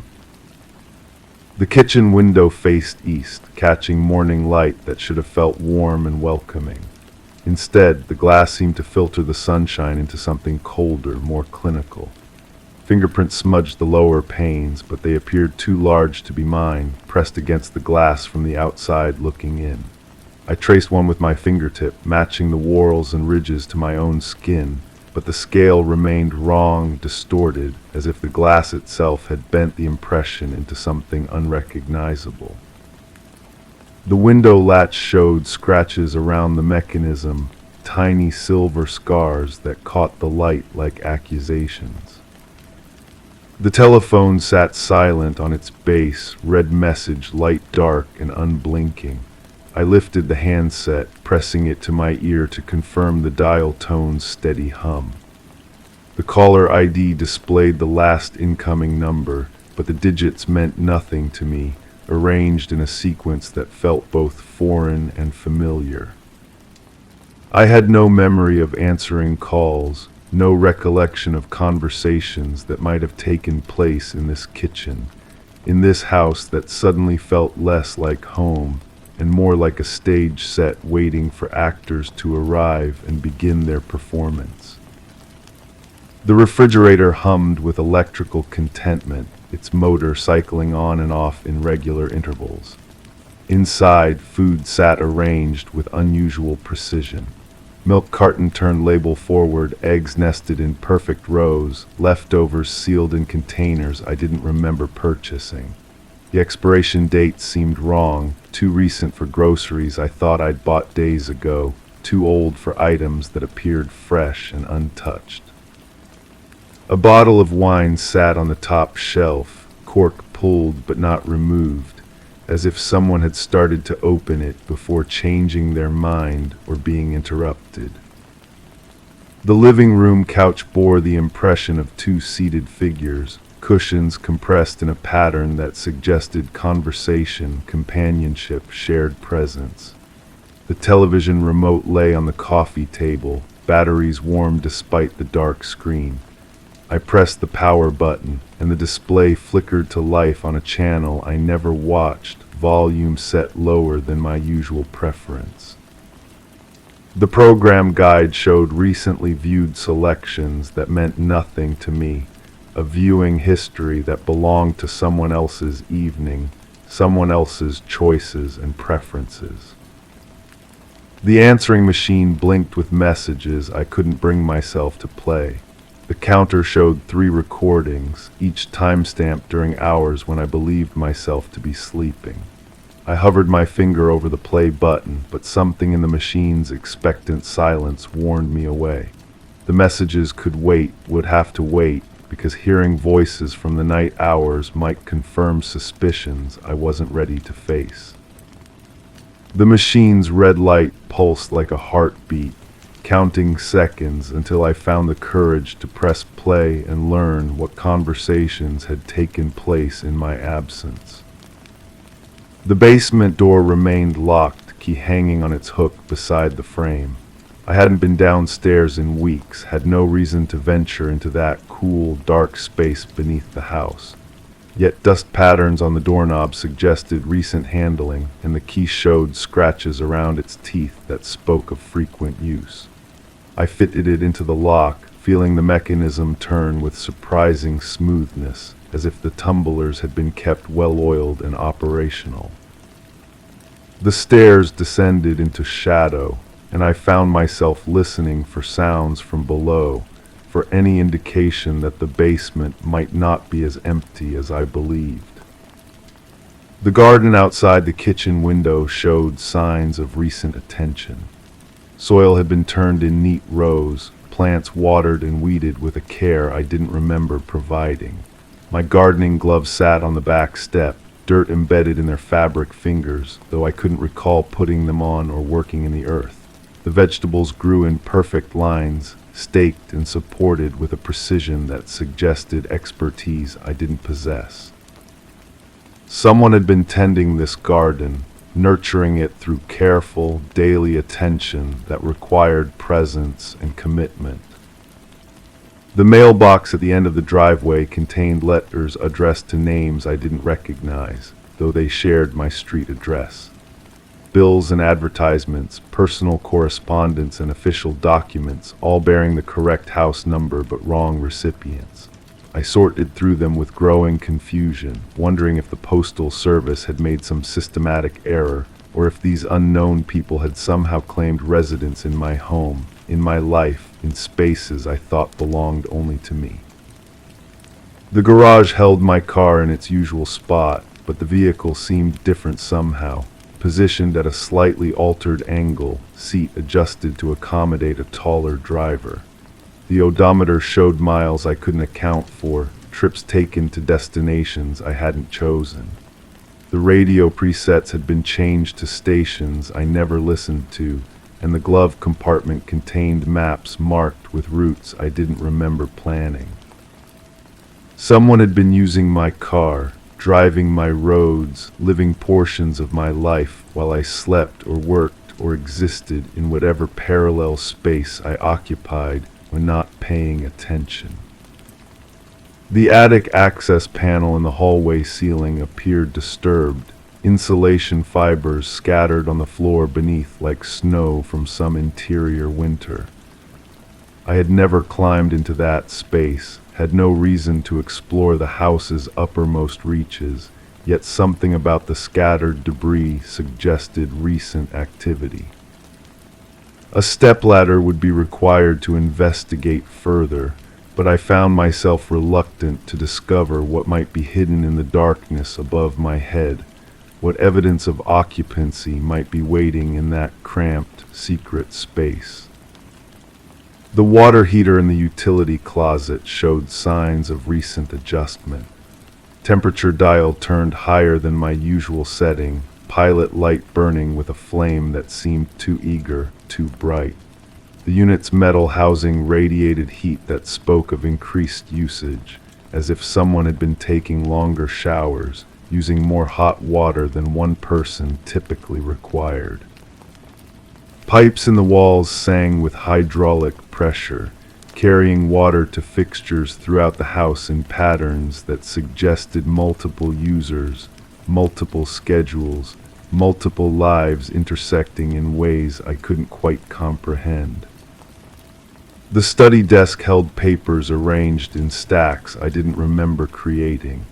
Handwriting that might have been mine covered page after page, but the words seemed foreign, the thoughts expressed in sentences I couldn't recall thinking or writing. The pen lay uncapped beside the papers, ink still wet on its tip, as if someone had been writing moments before I entered the room. I read the pages with growing unease, recognizing my own penmanship, but not the voice behind the words, not the mind that had shaped these thoughts into written form. The photographs on the mantelpiece showed faces I almost recognized, people who seemed familiar but remained just beyond the reach of memory. Some pictures included a figure that might have been me, standing beside individuals whose names hovered at the edge of consciousness without ever quite materializing. The frames had been dusted recently, glass cleaned to spotless clarity that reflected my confused expression back at me in miniature, multiplied across a dozen captured moments I couldn't quite place in the timeline of my life. The house settled around me with small sounds of wood and metal adjusting to temperature changes, but underneath these normal noises ran a current of something else, something that suggested presence without revealing its source. Floorboards creaked in empty rooms, doors whispered against their frames, and the very air seemed to hold its breath, waiting for some revelation that remained perpetually just out of reach. I moved through these familiar spaces like a stranger, recognizing the furniture and layout while feeling increasingly certain that I was not alone, had never been alone, despite all evidence to the contrary. The evening light slanted through the kitchen window at an angle that illuminated dust motes dancing in the air like tiny spirits. I stood watching their random ballet, remembering the morning's discoveries and wondering what new evidence the night might bring. The second coffee cup still sat on the counter where I had left it, clean and empty and somehow expectant. I reached for it again, my hand moving with the same automatic certainty that had guided me that morning, and found myself wondering if tomorrow I would wake to find both cups used, both bearing the lipstick traces of mouths I couldn't remember feeding. Conversations I couldn't recall having in this kitchen that belonged to me but felt increasingly like someone else's stage, someone else's carefully constructed performance of a life I thought was mine. Equals. Story 7. It was the kind of sound you barely register, yet always expect a comforting whisper of routine in the background of life. The old clock in the hallway would chime twice every hour, a gentle reminder of time's passage. I never thought much of it until yesterday when the second chime dragged, almost like a slurred word. Today there was a pause, a heartbeat before the second chime. I stood by the door, caught by the drawling echo, waiting for what might follow. But the hallway was silent, and the air felt heavier, though nothing else had changed. The nausea comes in waves now, rolling through my stomach like something alive and restless. It started after I noticed the clock, though maybe that's not right. Maybe it started before, creeping into my awareness like water seeping through a crack. The feeling sits behind my ribs, cold and persistent, a weight that shouldn't be there. I keep thinking about her hands. They were always moving, those fingers tapping against surfaces, drumming rhythms only she could hear. The kitchen counter bore tiny indentations from years of her nervous percussion. I can see them now, small crescent moons in the laminate, each one a moment of anxiety made permanent. but when I try to remember her face, it dissolves like smoke, leaving only the sound of fingernails against wood. The house remembers things I've forgotten, footsteps in patterns that no longer make sense. The way certain floorboards would creak under her weight, creating a map of movement I could follow with my eyes closed. She always walked the same path from the kitchen to the back door, avoiding the loose board near the window. I used to think it was habit, but now I wonder if she was avoiding something else entirely. There's a photograph somewhere tucked between the pages of a book I can't quite recall. Her smile looks wrong in it, too wide, too eager. The camera caught something that wasn't meant to be seen, a desperation masquerading as joy. But photographs lie, don't they? They freeze moments that were never meant to be permanent, making truth out of fractured seconds. The basement door was always locked. I accepted this without question, the way you accept the color of the sky or the taste of water. But acceptance isn't understanding, and understanding isn't remembering. The key hung on a hook by the refrigerator, close enough to touch but somehow unreachable. She kept it polished, that small brass thing, rubbing it between her fingers when she thought I wasn't watching. My reflection in the bathroom mirror looks unfamiliar lately, as if the person staring back has access to memories I've lost. The eyes are the same color, the same shape, but they hold knowledge that feels foreign. I splash cold water on my face, and for a moment I see her standing behind me, her mouth moving in words I can't hear.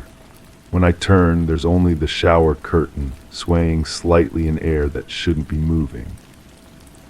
The phone rang that night. I remember the sound cutting through sleep like a blade, sharp and insistent. But when I reached for it, my hand passed through empty air. The ringing continued, growing louder, more urgent, until I realized it was coming from somewhere else entirely. The basement, maybe, or from inside the walls themselves, where sound travels in ways that defy logic. She used to hum while she cooked, melodies that seemed familiar but belonged to no songs I could name. The tune would drift through the house, settling in corners and crevices, becoming part of the architecture itself. Even now, I catch fragments of it in the whistle of wind through gaps in the windows, in the hum of the refrigerator, in the spaces between my own heartbeats. The garden was her sanctuary, or so she claimed, but sanctuaries are meant to provide peace, and there was nothing peaceful about the way she dug. Her movements were frantic, desperate, as if she were racing against something invisible. The soil beneath her fingernails never seemed to wash completely clean, leaving dark crescents that made her hands look wounded. I found myself standing in that garden yesterday, though I don't remember walking there. The earth was disturbed in places, small mounds that could have been made by animals or weather or something else entirely. My shoes were muddy when I came back inside, but I couldn't recall stepping in anything wet. The kitchen floor bore the evidence of my presence in a place I didn't remember visiting. The letters arrived without postmarks, slipped under the door like secrets made tangible.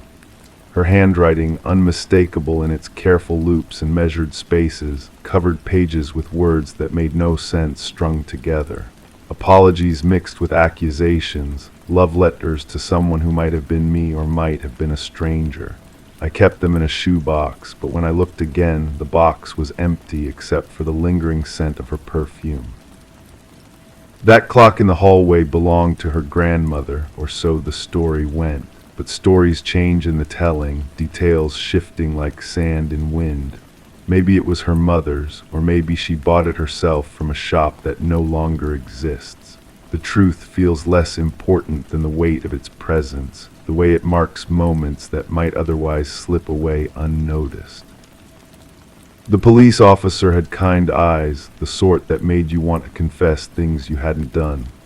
He sat at our kitchen table, his uniform creating sharp angles against the soft curves of the domestic space. His questions came wrapped in gentleness, but underneath lay something harder, more insistent. I answered what I could, but my words felt hollow, like echoes of conversations I'd never actually had. She always locked the bathroom door, even when she was alone in the house.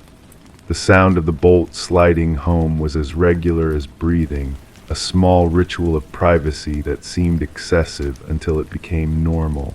But normal is just another word for unquestioned, and questions have a way of surfacing when you least expect them. The water in the sink runs red sometimes, just for a moment, just long enough to make me doubt what I'm seeing.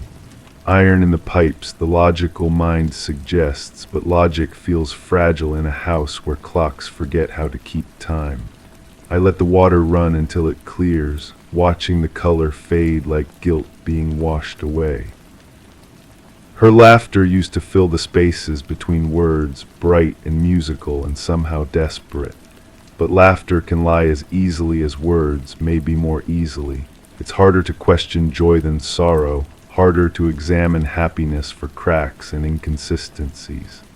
Now the house holds only the memory of that sound, echoing in rooms that have learned to be quiet.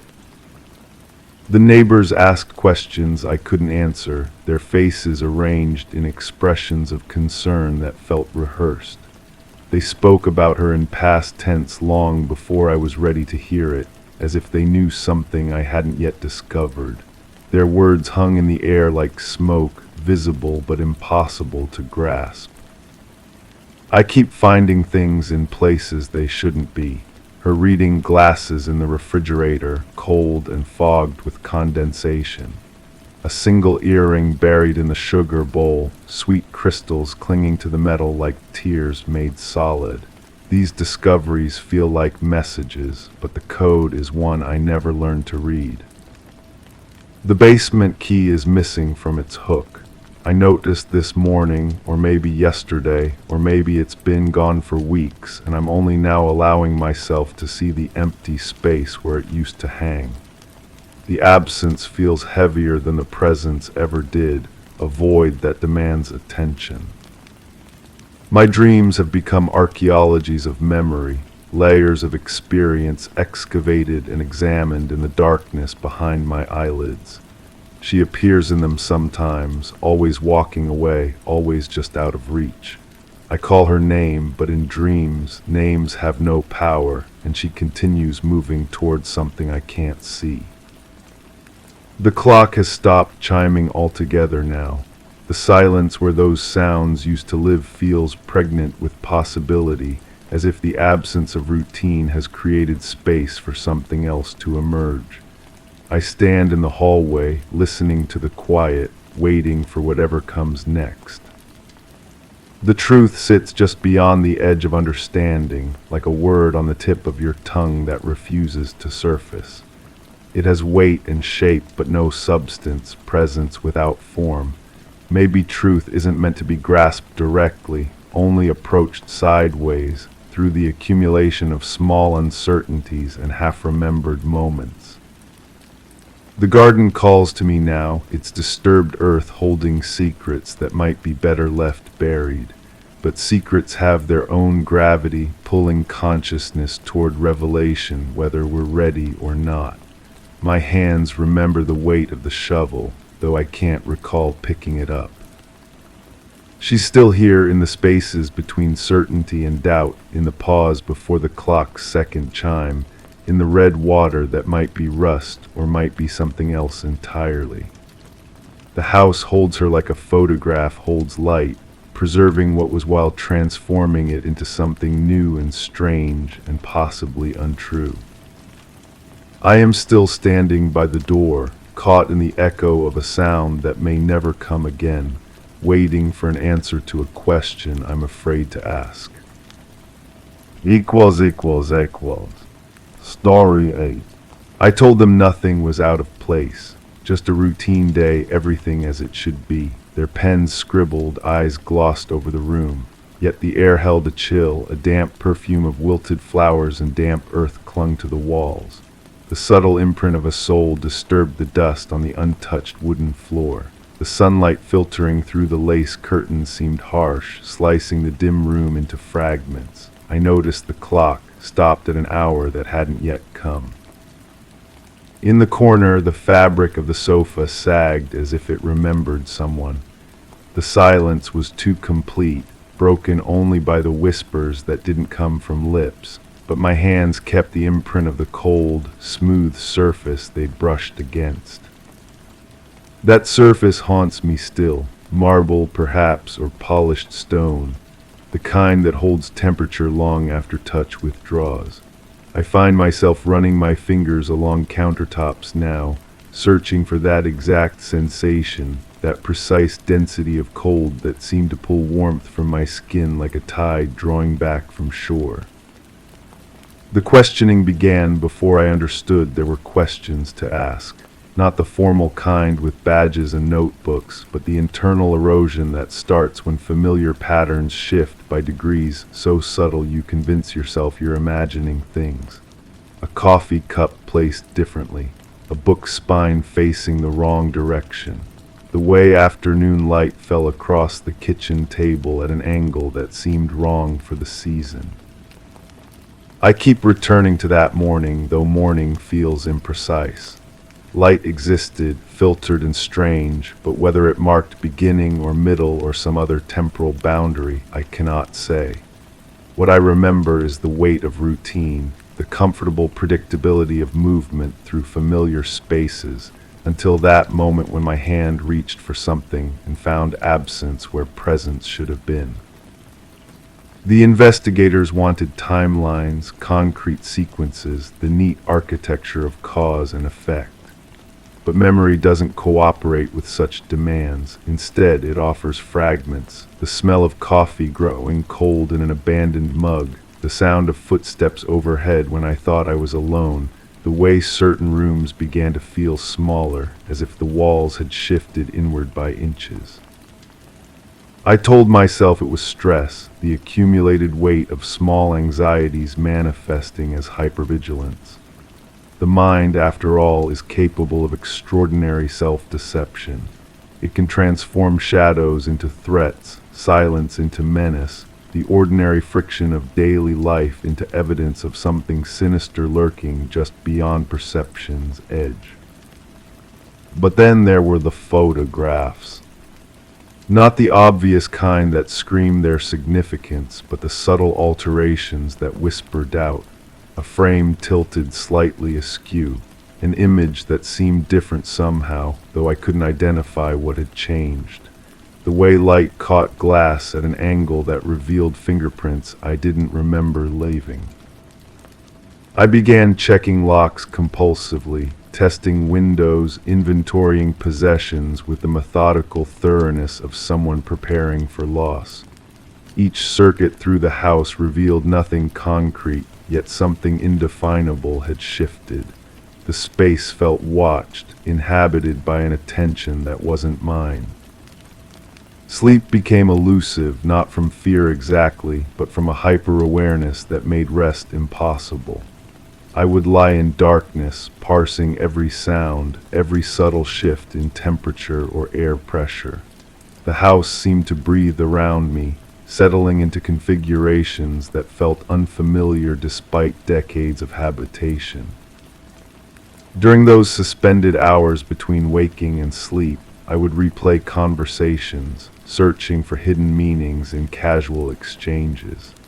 A neighbor's greeting that lingered too long, a delivery person who seemed to study the interior beyond what their task required, the postal worker who asked questions that felt like reconnaissance disguised as small talk. Perhaps I was becoming paranoid. The word carries such clinical weight, such dismissive finality. But paranoia suggests delusion, and I was never entirely convinced my perceptions were false. Something was different. Something had changed. The challenge lay in distinguishing between genuine alteration and the mind's tendency to impose pattern where none existed. I started keeping notes, documenting anomalies with the dedication of a researcher. The position of furniture, the arrangement of books, the way shadows fell at different hours.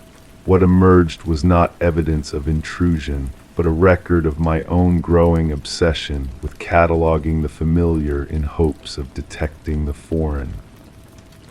The investigators found these notes troubling, I think.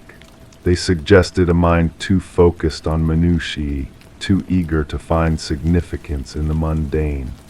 But they hadn't lived with the gradual accumulation of wrongness, the slow erosion of certainty that comes when the environment you trust begins to feel unreliable.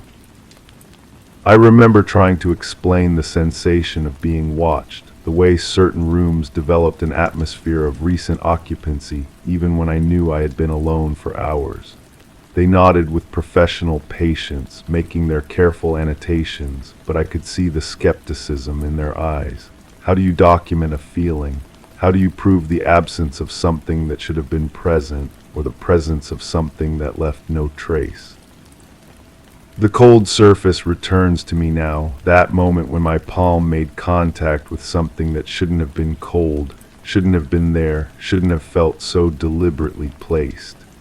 It was like touching evidence of intention, proof that someone had been where they didn't belong, had moved through my space with purpose I couldn't fathom. I find myself questioning everything now. The reliability of memory, the accuracy of perception, the difference between intuition and imagination. Was I detecting genuine intrusion or constructing mystery from the ordinary chaos of daily life?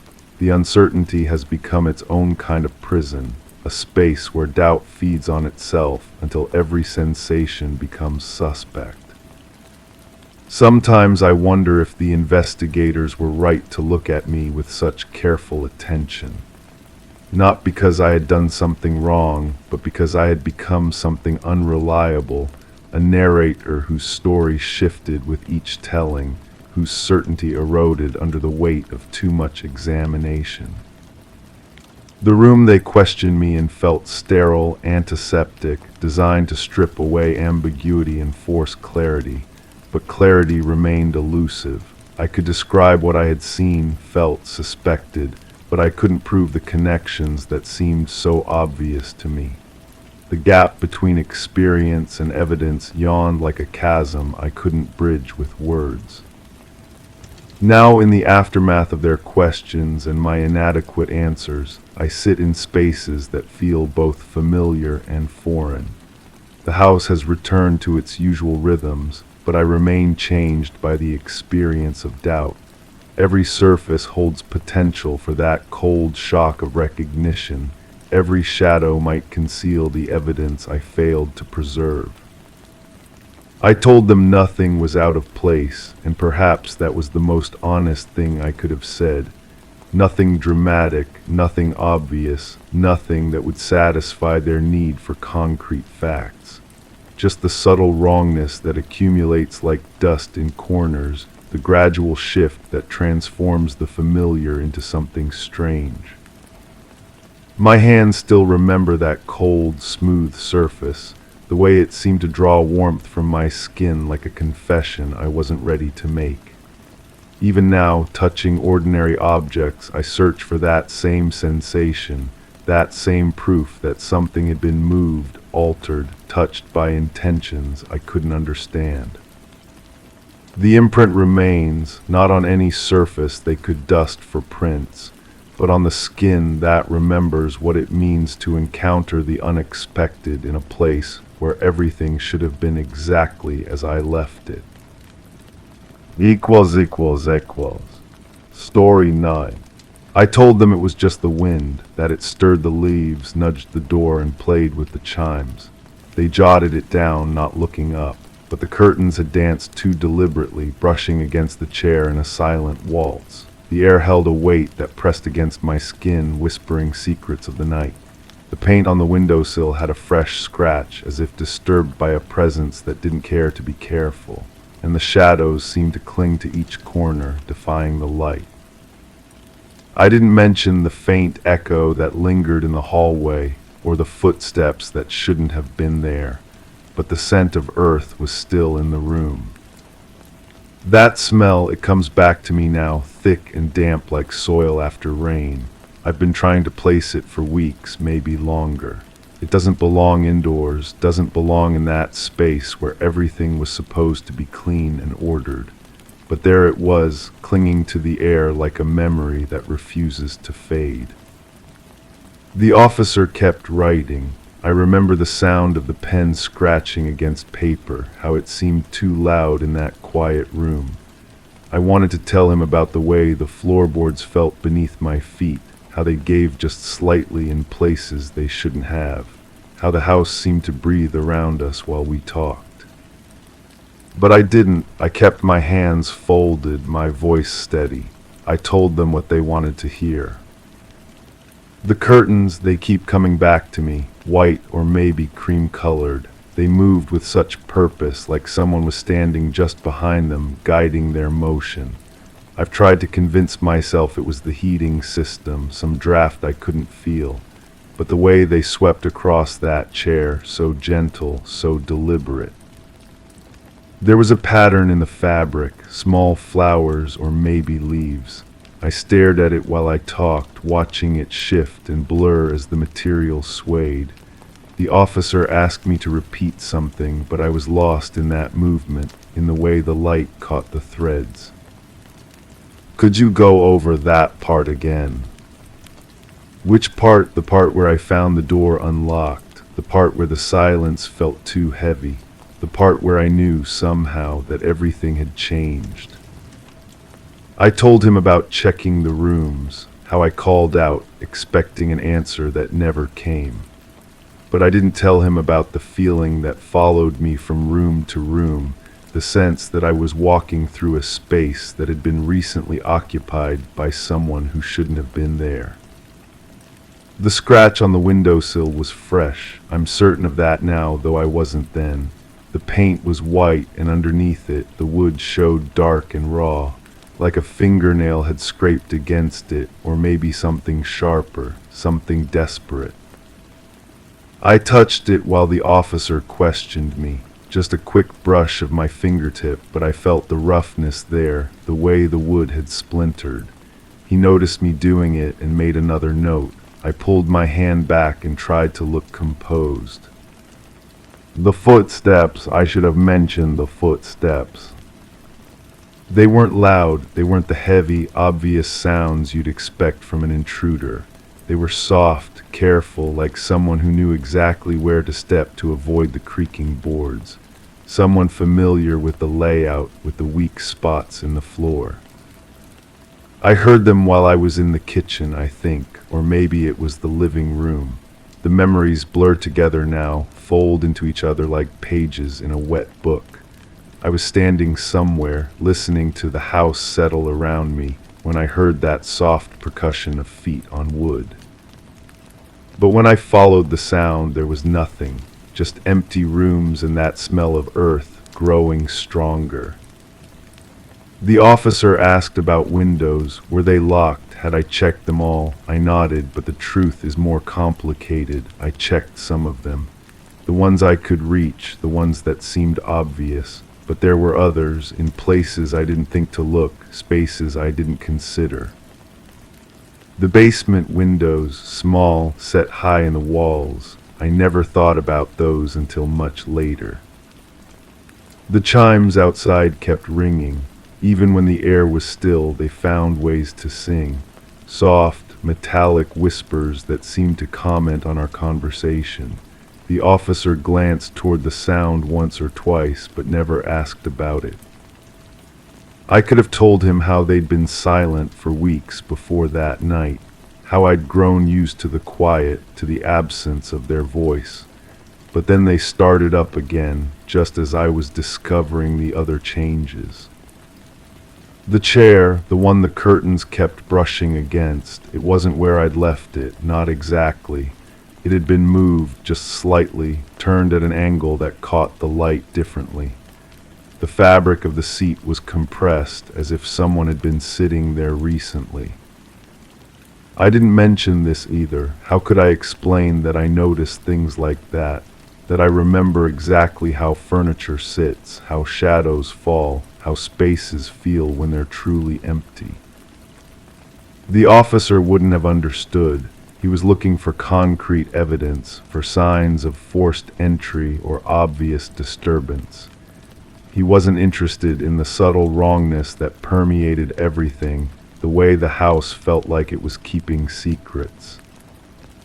There was dust on the mantelpiece, or rather, there wasn't dust where there should have been. Clean spaces in the layer of grime, as if someone had moved objects and then replaced them. Not quite perfectly, but close enough that most people wouldn't notice. I noticed. The shadows bothered me most. They fell wrong, pooled in corners where the light should have reached them. Even with the lamps on, even with the overhead fixture casting its steady glow, darkness seemed to cling to certain spots with unusual persistence. The officer stood in one of those shadow places while he questioned me.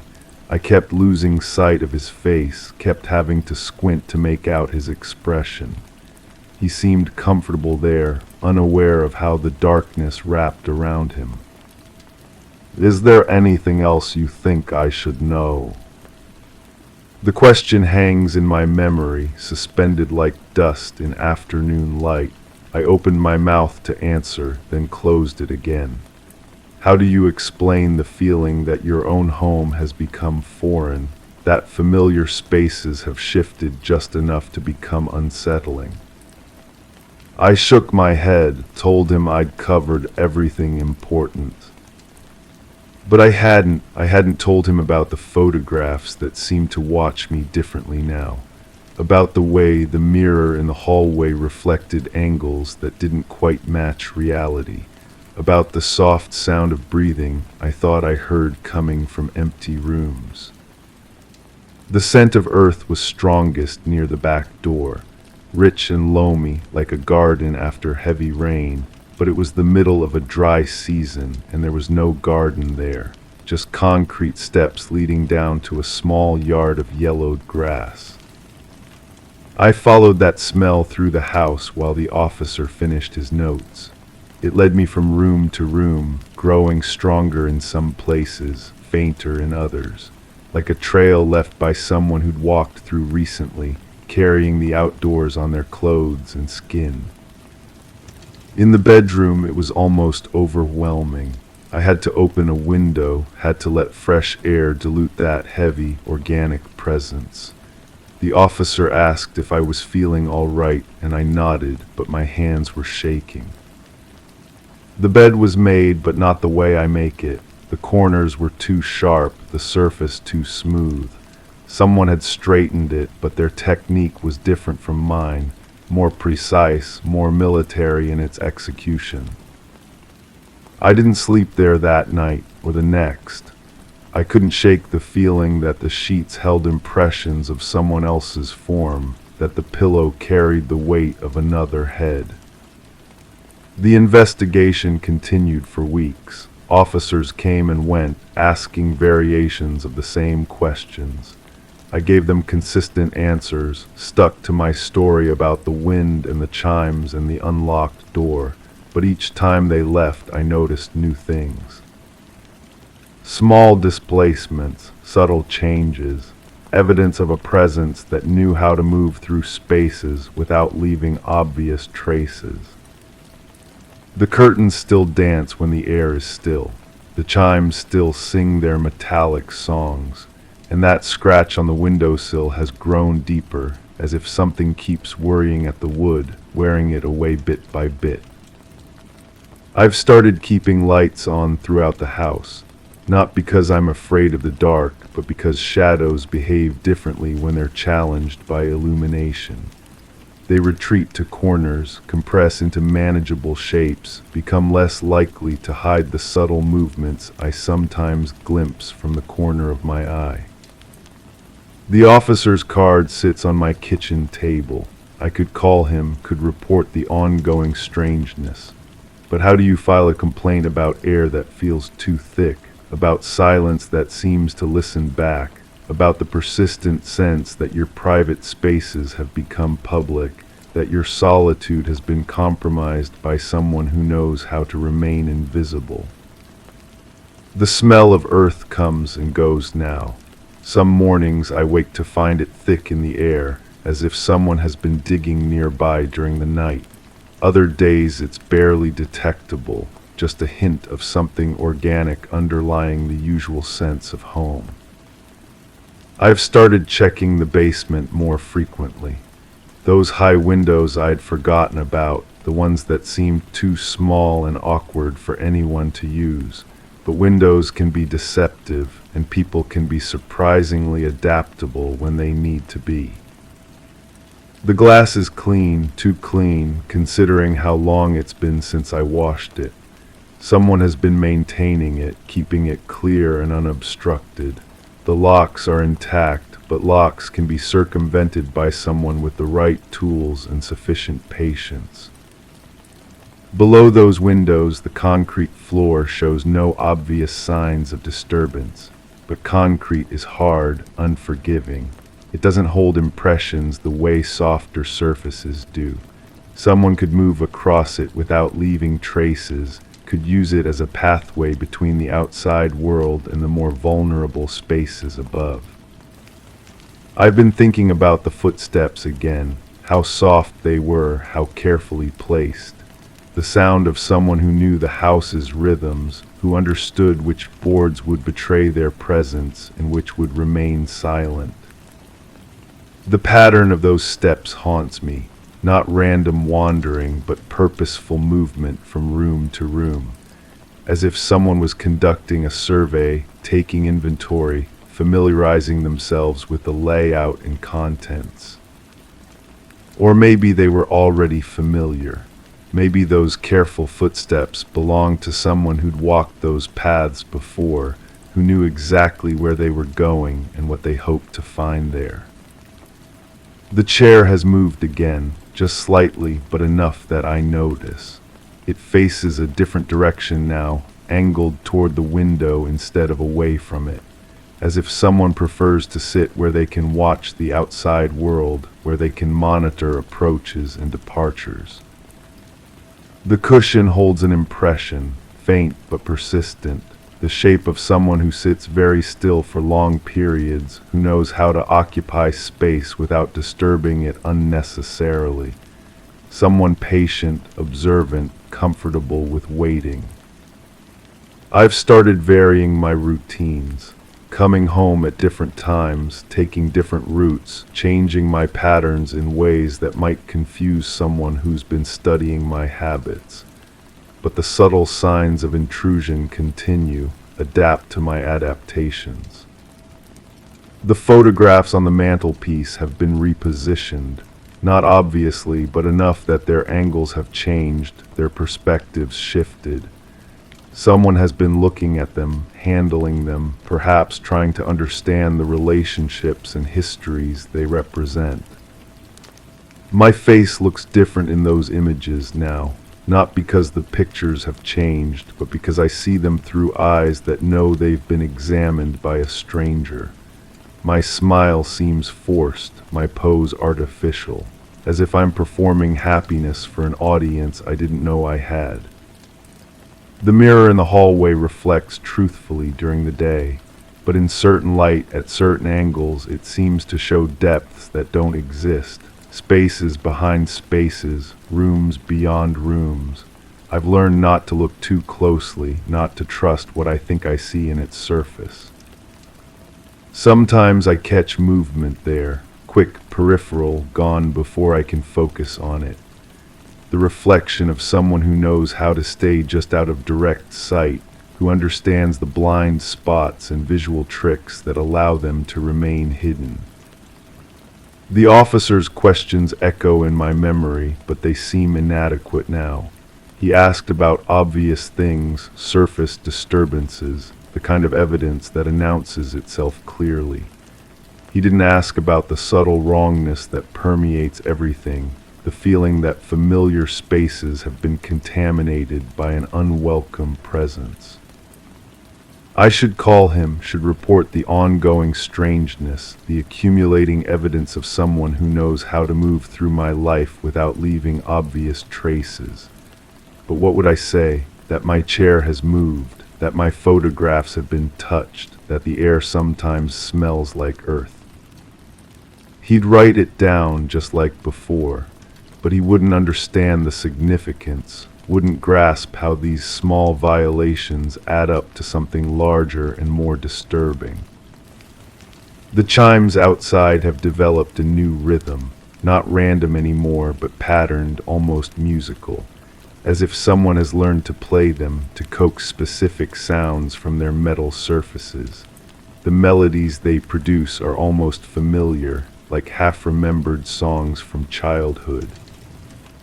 I listen to them now instead of trying to ignore them. They seem to comment on my activities, to respond to my movements through the house. When I'm in the kitchen, they play one tune. When I'm in the bedroom, another, as if they're narrating my daily routines for an audience I can't see. The basement has become my least favorite part of the house. Not because anything obvious has changed there, but because the feeling of intrusion is strongest in that underground space. The air moves differently, carries sounds and scents that don't belong. I've found myself avoiding it, postponing trips downstairs, finding excuses to stay in the upper rooms where light enters naturally and shadows behave predictably. But avoidance feels like surrender, like allowing someone else to claim territory that should be mine. The scratch on the windowsill has companions now, other marks equally fresh scattered across different surfaces. Not random damage, but deliberate scoring, as if someone is keeping track of something, counting days perhaps, or marking accomplishments. I trace these marks with my fingertip, trying to understand their pattern. They're too purposeful to be accidental, too systematic to be casual vandalism. Someone is using my house as a canvas, recording information in a code I can't decipher. The curtains continue their deliberate dance. Even when the air is perfectly still, they find ways to move, to brush against furniture and walls with that same gentle persistence. I've checked for drafts, for air currents, for any mechanical explanation, but the movement seems to come from within the fabric itself, as if it's animated by an invisible presence. Sometimes I think I see shapes in those moving curtains, the outline of a figure, the suggestion of a face, but when I look directly, there's nothing there except white fabric swaying in air that should be motionless. The smell of earth has become a constant companion, not overwhelming, but always present, underlying every other scent in the house. It's strongest in places where I spend the most time, as if someone is deliberately marking the spaces I inhabit. I've started sleeping with the windows open, hoping fresh air will dilute that organic presence, but it persists, seems to regenerate itself overnight. By morning, it's as strong as ever, a reminder that my private spaces have been claimed by someone who prefers to remain invisible. The footsteps have become more frequent, not louder but more regular, as if someone has grown more comfortable with their presence here. They move through the house with increasing confidence, following patterns I'm beginning to recognize. Kitchen to living room to hallway, hallway to bedroom, always the same route, always the same careful placement of feet on floors that know how to keep secrets.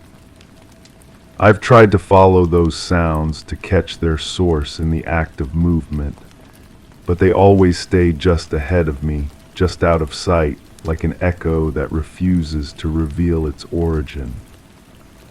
The house feels smaller now, not physically but psychologically, as if the presence of another consciousness has compressed the available space, made the rooms feel crowded even when they appear empty.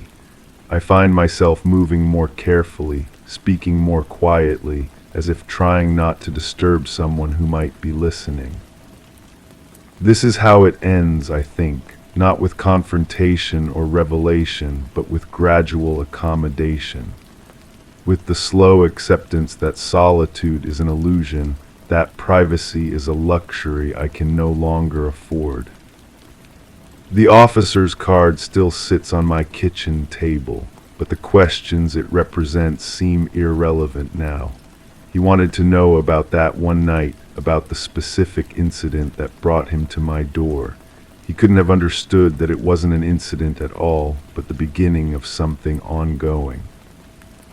The curtains brush against the chair again, that same gentle, purposeful movement.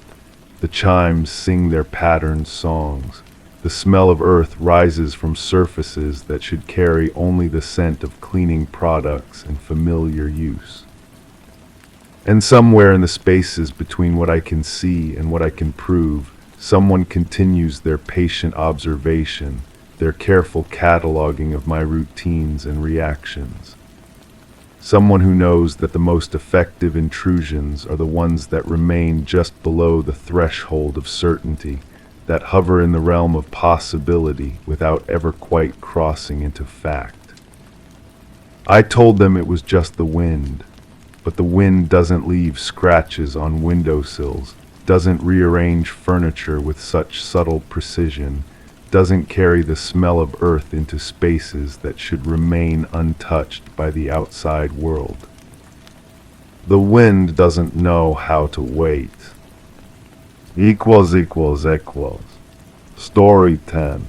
The faucet dripped in hesitant intervals, echoing softer than a whisper, each drop landing before its sound reached my ears. As I poured coffee, the mug felt unusually warm, as if borrowed from another moment. The clock on the wall ticked in peculiar unison, yet my wristwatch disagreed by a beat, charting a time of its own. Shadows stretched across the floor, not with the sun, but against it, their lengths refusing to align with their hosts. When I flicked the switch, the light chose to flicker thrice, pausing in the darkness between. Yesterday's headlines lay folded on the table, but the date was wrong. I was sure I'd read it before. It said tomorrow. The newspaper's edges were crisp, too crisp for something that should have been handled. The fold lines cut perfect angles, as if pressed by mechanical hands rather than fingers that had turned pages in search of understanding. The headline spoke of a missing person, someone who had vanished from their home without explanation. The photograph beneath showed a face I almost recognized, features that seemed to shift when I wasn't looking directly at them. I found myself returning to that image throughout the morning, each glance revealing something different in the eyes, the mouth, the way shadows fell across the cheekbones. The coffee grew cold while I studied that face. Steam had risen from the mug in lazy spirals, carrying with it the bitter aroma that usually brought comfort. But this morning the smell seemed wrong, too sharp, as if the beans had been ground with something else mixed in. The liquid itself appeared darker than usual, almost black, and when I finally lifted it to my lips, the taste carried undertones I couldn't identify. Something metallic, something that made my tongue feel numb at the edges. My reflection in the kitchen window looked back with eyes that seemed too wide, too alert for someone who claimed to have just woken up. The face staring back appeared rested, despite my memory of a restless night filled with sounds I couldn't place.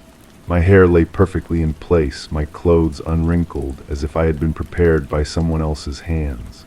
Behind my reflection, the yard stretched out in impossible detail, every blade of grass visible despite the early hour's dim light.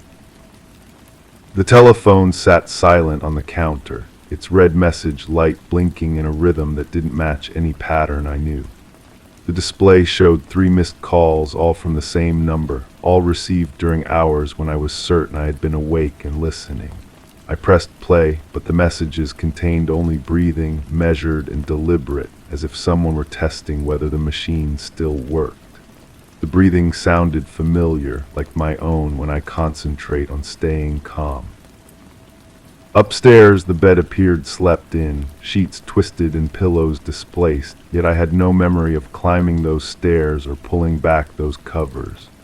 The impression left in the mattress seemed too deep for my weight alone, as if someone else had shared the space. The pillowcase held a scent I couldn't place, something floral but artificial, like the perfume samples that come in magazines. When I smoothed the sheets, my hands found them still warm. The bathroom mirror reflected a face that matched my own, but the medicine cabinet behind it had been rearranged. Bottles stood in different positions, labels turned at angles that felt deliberate. The prescription bottles bore my name, but the dates seemed wrong, some filled weeks into the future, others expired months ago yet still full. The pills inside rattled with different sounds, some hollow, some dense, as if their contents had been altered. Photographs lined the hallway, familiar faces frozen in moments I should remember but couldn't quite place. In each frame I appeared alongside people whose names hovered just beyond recall.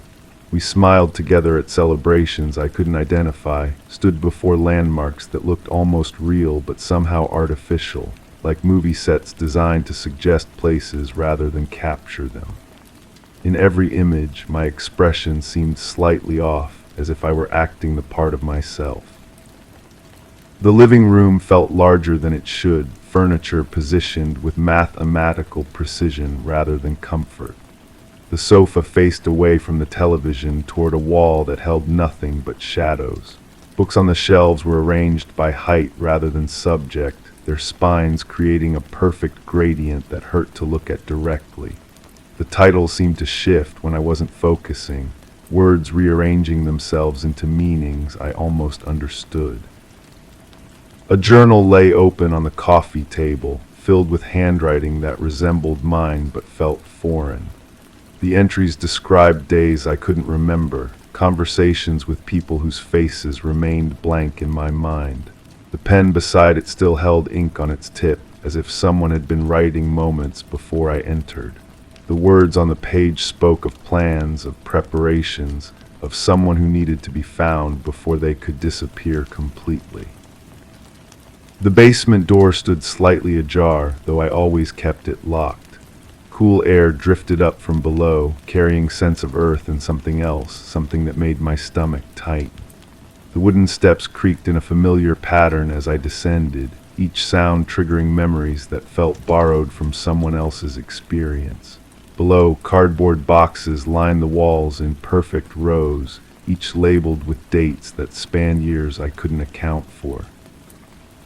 Inside the boxes, I found pieces of a life that might have been mine. Clothing in my size but styles I wouldn't choose, photographs of places I'd never been with people I'd never met, documents bearing my signature but describing events I couldn't recall. Each item felt significant yet meaningless, like props in a play whose plot I'd forgotten. The boxes themselves smelled of storage and time, but underneath lay something fresher, something that suggested recent disturbance. The garden outside the basement window showed signs of recent digging. The soil lay in neat piles beside rectangular depressions that were too uniform to be natural. Garden tools leaned against the shed, their metal surfaces clean despite the obvious use.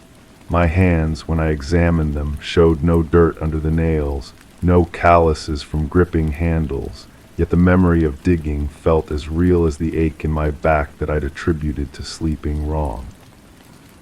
Back upstairs, the telephone was ringing. The sound cut through the house with unusual clarity, each ring lasting longer than it should.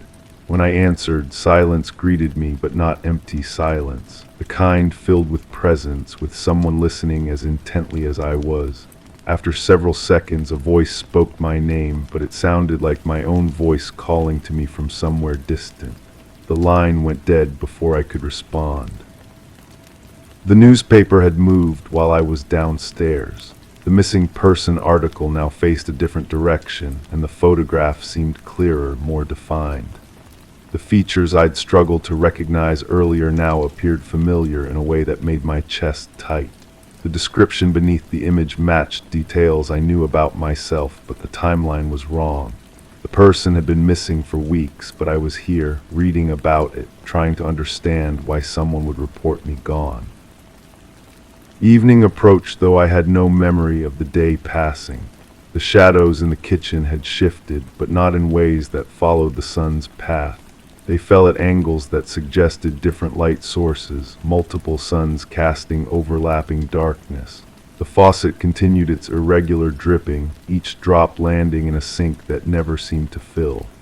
The sound had become a metronome for thoughts I couldn't quite form, keeping time for a song I'd forgotten how to sing. The warm mug in my hands had grown cold, then warm again, cycling through temperatures that defied the laws I thought I understood. The coffee inside swirled without being stirred, patterns forming and dissolving like thoughts trying to surface in a mind that wouldn't quite let them through. The taste had changed again, now carrying hints of something medicinal, something designed to help or harm, I couldn't tell which. My reflection in the window had changed position, though I hadn't moved. It stood slightly to the left now, head tilted at an angle mine wasn't, eyes focused on something behind me that I couldn't see when I turned. The yard beyond looked different too, the recently disturbed soil now smooth and undisturbed, as if the digging had been undone or had never happened at all.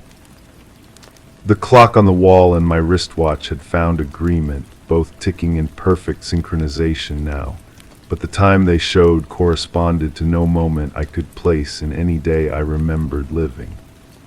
The light switch responded normally when I tested it, illuminating the room without hesitation or flicker, yet the quality of the light felt wrong, too bright or too dim, casting shadows that belonged to different objects than the ones that created them. The newspaper lay exactly where I'd left it, but the headline had changed. Now it spoke of someone found rather than lost, discovered in their own home after weeks of searching elsewhere. The photograph showed the same face, but peaceful now, eyes closed as if sleeping. The article described the discovery in terms that made it sound like a relief, a mystery solved, a person returned to where they belonged. But the date still read tomorrow, and my hands still trembled as I tried to understand why reading about my own discovery felt less like an ending than a beginning I couldn't remember choosing. Equals equals equals.